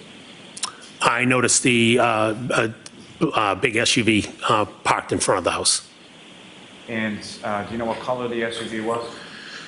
At the time, it was dark. I didn't know if it was a black SUV, a dark green, a dark blue, but it was a dark SUV. at the time, were you familiar with either or both of the vehicles of Mr. O'Keefe and or the defendant, Ms. Reed? Yes, I knew Karen drove a dark SUV. I didn't know the make and model. I just knew she drove a dark SUV. I'd seen it at pickup and things of that nature. And did you know what kind of vehicle that Mr. O'Keefe drove around that time? I think he had a smaller SUV. I don't remember the make. Do you remember what color? He had a. No, I don't remember the color of his SUV. He had another car too that he drove around. I remember that. But that's about it. And when you're looking out from either the window or the door, where was the dark SUV in relation to the house? If you came out that front door, pretty much right in front of the house, parked in front of the house. Now, you mentioned that Ms. Nagel had left the house through the other door and gone outside, is that right? That's correct. And when you looked out, could you see Ms. Nagel or where she had gone? No, there was another vehicle, again, coming out the front door. If you go to the left, there's a driveway. There was another vehicle over there. I don't know if it was on the street facing this way, if it was pulled in. I would just looked out the front door and noticed the car to be like, oh, that's John. That was my focus. I didn't look for Julie. As far as the other vehicle, did you observe at least enough to know whether or not it was behind the dark SUV, in front of the dark SUV, or something else? Yeah, it was to the left. It was equivalent to where the driveway was. And then after the end of the driveway, there was a Jeep. And after the Jeep was the SUV, the dark SUV. And with respect to, just from your perspective, you're looking out, so the driveway would have been to your left, is that right? Correct. Are you familiar with any other sort of like landmarks or anything else in the front yard area of your brother-in-law's house? Yes. So you look out, the driveway's to the left. If you look to the right, there is an island of like maybe rhododendrons or something, bushes. There's a flagpole. Right there, there's a utility. I believe it's a green utility box. I'm assuming it's utility, kind of on the edge. There's a fire hydrant. All that stuff was to the right side of the, looking out the front door. Now, after you look out this initial time and you see this dark SUV sort of right in front of the door, was that the only time that you looked out, or did you look out on subsequent occasions? Nope. I looked out again because it'd been a few minutes. Again, 2, 3, 4 minutes. I'm not sure how long, but it'd been a few minutes, and we thought it was weird they hadn't come into the house. Looked out and saw the SUV again. And when you looked out for the second time, where was the SUV in relation to where it was the first time? The SUV had moved up the road from the front of the house. It went from spot A to spot B. Now it was further up, more in sync of where the again, the flagpole, the utility box, more in sync with that. It had moved up the road. Thought it was weird that they hadn't come in. Now, as far as the times that you're looking out, did you happen to make any note of sort of, let me ask you this, taking you back to the waterfall just for a second. When you were driving, or your wife was driving from the waterfall to 34 Fairview, what, if anything, did you observe as far as what was the weather doing? The snow had started to fall. And at that initial time that you're going from the waterfall to Fairview Roads, was it sticking to the pavement or anything at that point? I believe there was a dusting. It was definitely falling. I don't think it was on like the main roads, but definitely a dusting of snow was falling. Correct. And from that time after you arrived at the house and shortly thereafter when you observed this dark SUV out in front of the house, had that changed at all as far as the accumulation or sticking to the pavement, roadway, grass, anything like that that you saw? Yes. At some point, at least on their road and their grass, you could see the snow had started to, it definitely was sticking on that road. Now, you observe it initially in front of the door, then about 3 or 4 minutes later, you observe it further up towards the flagpole, correct? That's correct, yes. And each of these times, you're not just standing at the door or standing at the window staring out the entire time, correct? No, just looking out, being like, what the hell are they doing? And going back to my seat. And other than those 2 times that you've already testified about, was there any subsequent times after that? Yes, I definitely looked out a third time out the door. And the third time that you looked out the door, where was the dark SUV in relation to where it had been the second time? It had now proceeded further up the road, past the flagpole, past the utility box, past the fire hydrant, more in line with, between the yards, I believe there's bushes and trees that separate the Alberts residence to the next residence. So it was actually past the Alberts residence and a little further up, I'd say more on the edge of the property line of the, if you're looking out of the neighbors to their right, if I'm looking out of their house. Now, this distance between the second time that you saw it and the third time that you saw it, do you have any idea about how much distance that was or how many feet? Hey, I'd be guessing 30, 40 feet. I don't know. I have no idea. I'd have to measure it. Now, with respect to the snow that had fallen on the ground, as far as the vehicle was concerned, it moves from one point to the second point to the third point. Do you observe any sort of tire marks or anything in the snow out on the road when you looked out? Yes, I did. And the tire marks that you observed, do they essentially lead up to the back tires of the dark SUV that you saw out there? At some point, I looked out and noticed tire marks that would have started before the Jeep. So if the Jeep was here, so where it's just a weird, like a wave. It was a weird wave in the road. You could see the tire marks. And was that before or after? So at some point, Ms. Nagel goes out to some other vehicle and then comes back inside the house, correct? Yes, that's correct. You know about how long she was outside of the house for? I'd be guessing a minute. I'm not sure. Just not terribly long time? No, not at all. And so the time that you observed this sort of abnormality in the tire marks that you see out there, was that before or after she had come back inside the house? That would have been after. So you don't know if that was from the dark SUV or whatever vehicle she had met? You have no idea? Objection. No, can you answer that? Well, the form of the question, it's sustained then. Do you know which vehicle left those abnormal tire marks you saw? Based off of where the tire marks were, they came off the curb. My assumption was it was the SUV. I withdraw. Okay. I heard the answer. I withdraw. Okay. But you don't know, correct? No, I didn't see the no. And that was my next point. As far as when you saw the vehicle, as far as each of those 3 times, it was stationary each time you saw it, correct? The first 2 times, definitely stationary. The third time looked stationary. If it was going a half mile per hour, I'm not sure, but it was further up the road. It looked to me it was stationary, but like I said, if for some reason it was moving, it could have been moving. But now, each time that you saw the vehicle, was it in the same sort of position with respect to the house? By that I mean, as far as was it on the Alberts, was it on the 34 Fairview side of the road or the other side, or where was it positioned with respect to the roadway?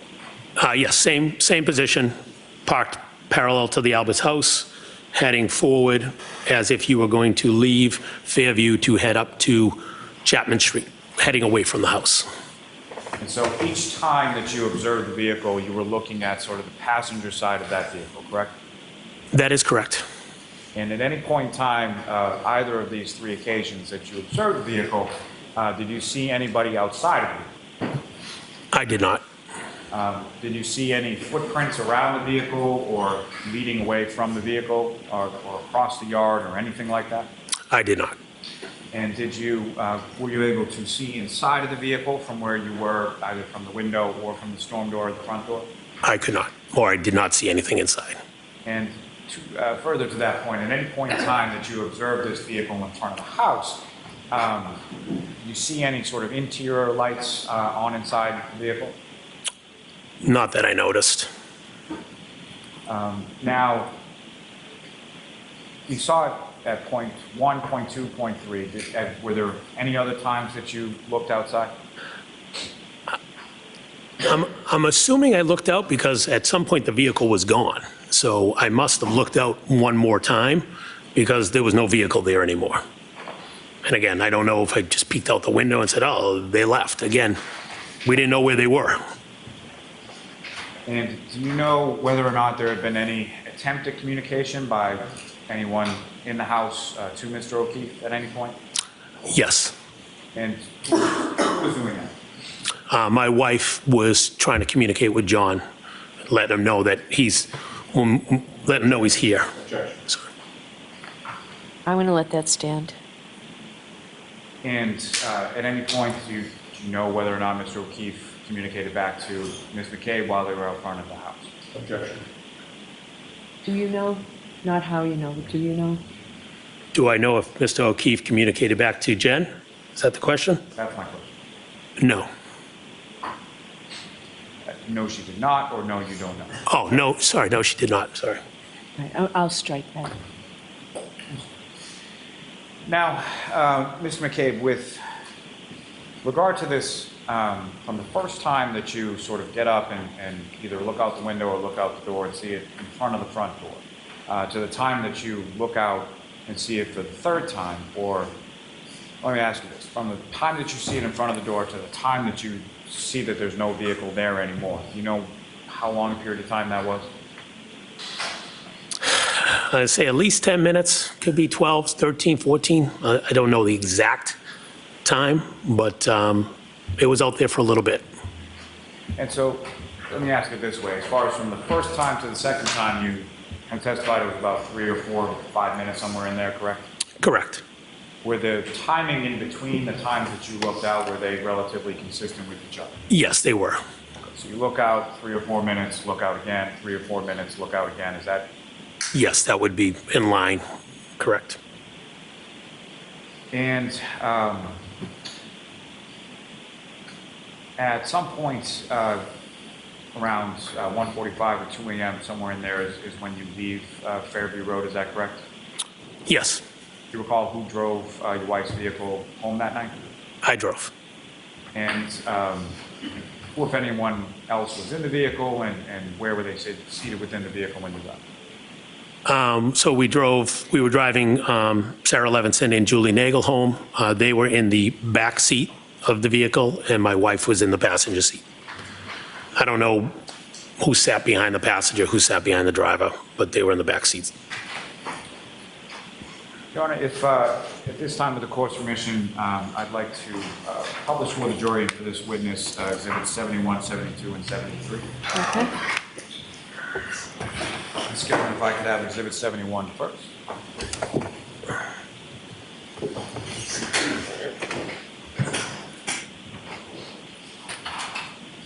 And so, Ms. McCabe, on the desk in front of you, there should be a laser pointer there. If you just click that button and point at the screen, if when anyone asks you to do so. First, just with reference to what's up on the screen as Exhibit 71, do you recognize what that is, sir? Yes, I do. And what do you recognize? 34 Fairview. And absence from the snowfall, obviously, is this essentially what the house looked like on that early morning of January 29th? Yes, that's correct. And if you could, with relation to the window first, and then the storm door that you were talking about, that you were looking out from the house, could you, using the laser pointer, show the jury where that is? Is that working? That would be the window. That would be the storm door. And with respect to the first placement, the first time that you look out and see the dark SUV in front of the house, is that visible in this photograph? Wait, can you repeat that? Sorry. First time that you look out and you see the dark SUV in front of the house, is that position, is that visible in this photograph? I'd probably catch the very back end because there was a There was a Jeep parked right here, so it'd be right there. And Ms. Gilman, if I could have Exhibit 72. Again, sir, do you recognize what's up on the screen? Yep. It's another photograph of the residence of 34 Fairview, is that correct? Yes. If you could, using that laser pointer, could you show the jury or demonstrate to the jury where that vehicle was the first time that you saw it? Say right about here, in this general area. The second positioning that you were talking about, is that visible in this photograph? No, it'd be further up the road. So Ms. Gilman, if I could have Exhibit 73. Can you recognize what's depicted now in Exhibit 73? Yes, I do. And that secondary position that you observed the vehicle in is visible in this photograph? Yes, it is. So if you could, sir, just direct the jury's attention to where about that was. In this general area right here. And the third positioning that you saw the vehicle in, can you describe where that was? Yep, it'd be further up the road. I'd say, give or take, right there. Thanks. Thank you, Ms. Gilman. You can take that.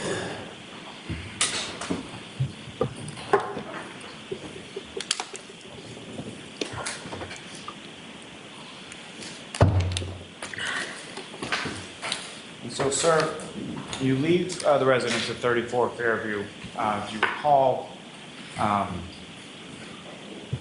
as far as the weather was concerned, what was the weather, what if anything had changed between the times that you were booked out and the time that you came out to go home? The snow was starting to accumulate.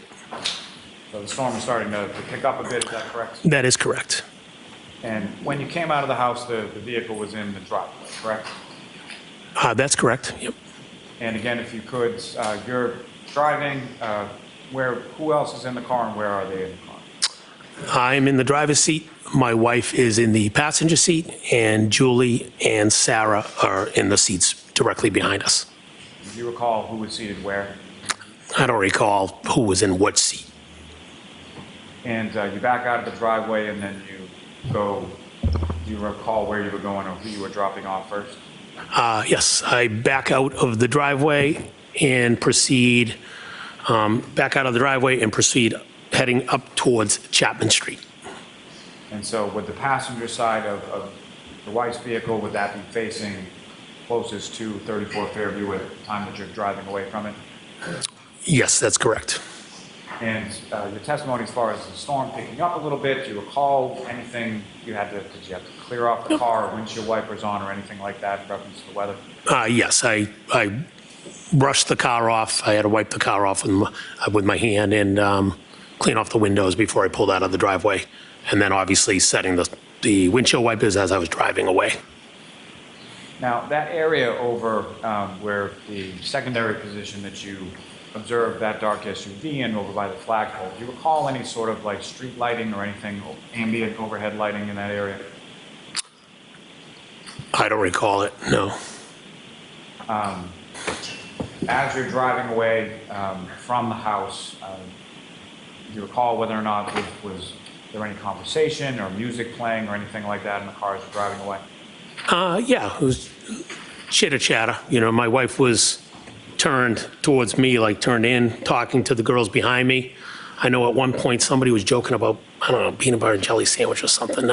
Something about bread. I forget what it was. And then I drove up the street. And as you were driving up the street and away from the residence at Fairview, what, if anything, did you observe abnormal on the side of the road? Were you looking at the side of the road? I was not. I was focusing on the snow coming down, the windshield wipers, and driving up the street. And fair to say you didn't see anything in the yard or anything like that? That's correct. So you drove each of the two young ladies home, is that correct? Yes, it is. Do you know about what time it was that you got home yourself? I got home, give or take, somewhere between after 2:10, 2:15-ish. I don't know the exact time, but somewhere in that vicinity. And when you got home, each of your four daughters, including Allie, were they all home at that point? The kids were home, correct. And when you arrive in the house, you and your wife, where did you see? Well, first went in the kitchen. When we walked in, my wife proceeded upstairs before I did. I was in the kitchen for a few minutes and then went upstairs and went to bed. And did your wife go to bed around the same time as you? Yes, she might have already been laying in bed before I physically got in the bed, but yes. And as far as you, well, when you fell asleep, was your wife still awake, or had she already fallen asleep? She was still awake. We were both awake. She actually wanted to watch a show, which I had no desire to watch, and said I was going to bed. We talked a little bit about my younger daughter, about she was trying out for a basketball team, so we talked a little bit about that, and then that was it. I went to bed. Turning your attention to the morning of the 29th, the morning of the 29th. You woke up at some point, is that correct? Yes, that's correct. And what, if anything, do you recall, or what woke you up that morning? I woke up to screams in my bedroom. All right, may we approach this briefly? Okay.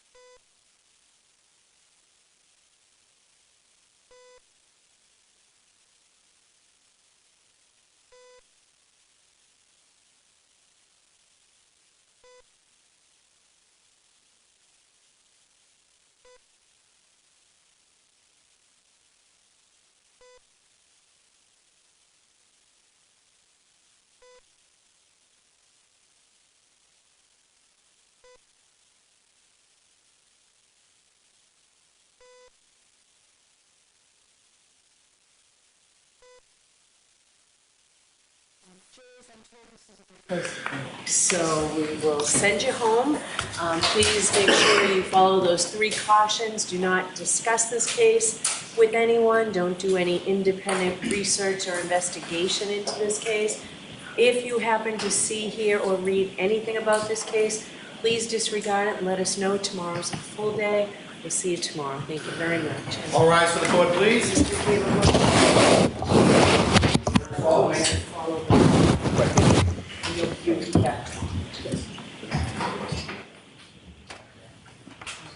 All right, 2 key witnesses took the stand in today's hearing of the Karen Reed case, and it started off intense. Good afternoon, and thanks for joining us. I'm Tiffany Chan. It was a half day for jurors. Colin Albert took the stand first. He is the nephew of the former owner of the Canton home where Officer John O'Keefe died. Albert took the stand for cross-examination. Now, one of the defense theories is that Colin Albert got into a fight with O'Keefe inside of 34 Fairview, and O'Keefe died afterwards. So the defense asked about whether Albert fought in the past and what happened to his social media accounts after O'Keefe died. That you either switched platforms or deleted the texts because you did not want your text communications with Alan McCabe to be discovered. Objection. Overruled. Is that right? That's not true. So where are those communications? I do not know. Box? Nope. I'm sorry, you don't box? Nope. You've never boxed? Never. The fact of the matter is, Mr. Albert, you do like to fight, don't you? Nope. The fact of the matter is, you showed up at another hearing, at another proceeding, to testify, and you showed up with busted knuckles then too, didn't you?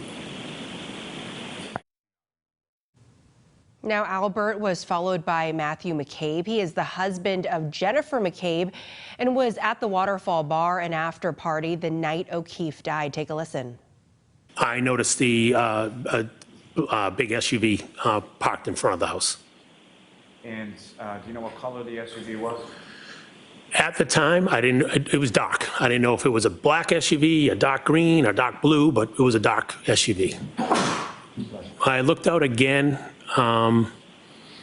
because it'd been a few minutes. Again, 2, 3, 4 minutes, I'm not sure how long, but it'd been a few minutes, and we thought it was weird they hadn't come into the house. Looked out and saw the SUV again. You know, like, what the hell are they doing? And going back to my seat. The third time that you looked out the door, where was the dark SUV in relation to where it had been the second time? It had now proceeded further up the road, past the flagpole, past the utility box, past the fire hydrant. Now, we do want to note that when Brian Albert took the stand earlier this week, the owner of the home at 34 Fairview Road, he said John O'Keefe and Karen Reed did not enter his home that night. McCabe was the last witness today. Court resumes tomorrow. Now, when the trial resumes tomorrow, we'll be streaming the testimony live here on CBS News Boston. Now, let's get a check of our weather. It is pretty gloomy out there and also soggy. Let's bring in meteorologist Alyssa Andrews. When is the rain clearing up for us, Alyssa? Hey everybody, good afternoon. So we are under a next weather alert for the heavy downpours we've seen across the state overnight into the early morning hours of Thursday. On into the afternoon, the rain will continue and quite heavy at times. We've already seen that, many reporting over an inch of rainfall already. High temperatures today going to top out right around 60 degrees, although many are going to spend the day just hanging out in the mid to upper 50s. We're not going to move much, and temperatures really haven't moved a whole lot already from the start of the day to where we are now. As we take a look here on our satellite and radar past several hours, we've seen the rain really not moving a whole lot. It looks like in places and spots we're seeing some drier activity to the north here, but this is going to really continue for the next several hours. So that's why we are under that next weather alert. The temperature, 56 degrees, really hasn't moved a lot all day long. We've kind of just been sitting right at the same number all day with winds about 15 miles per hour, the cloudy and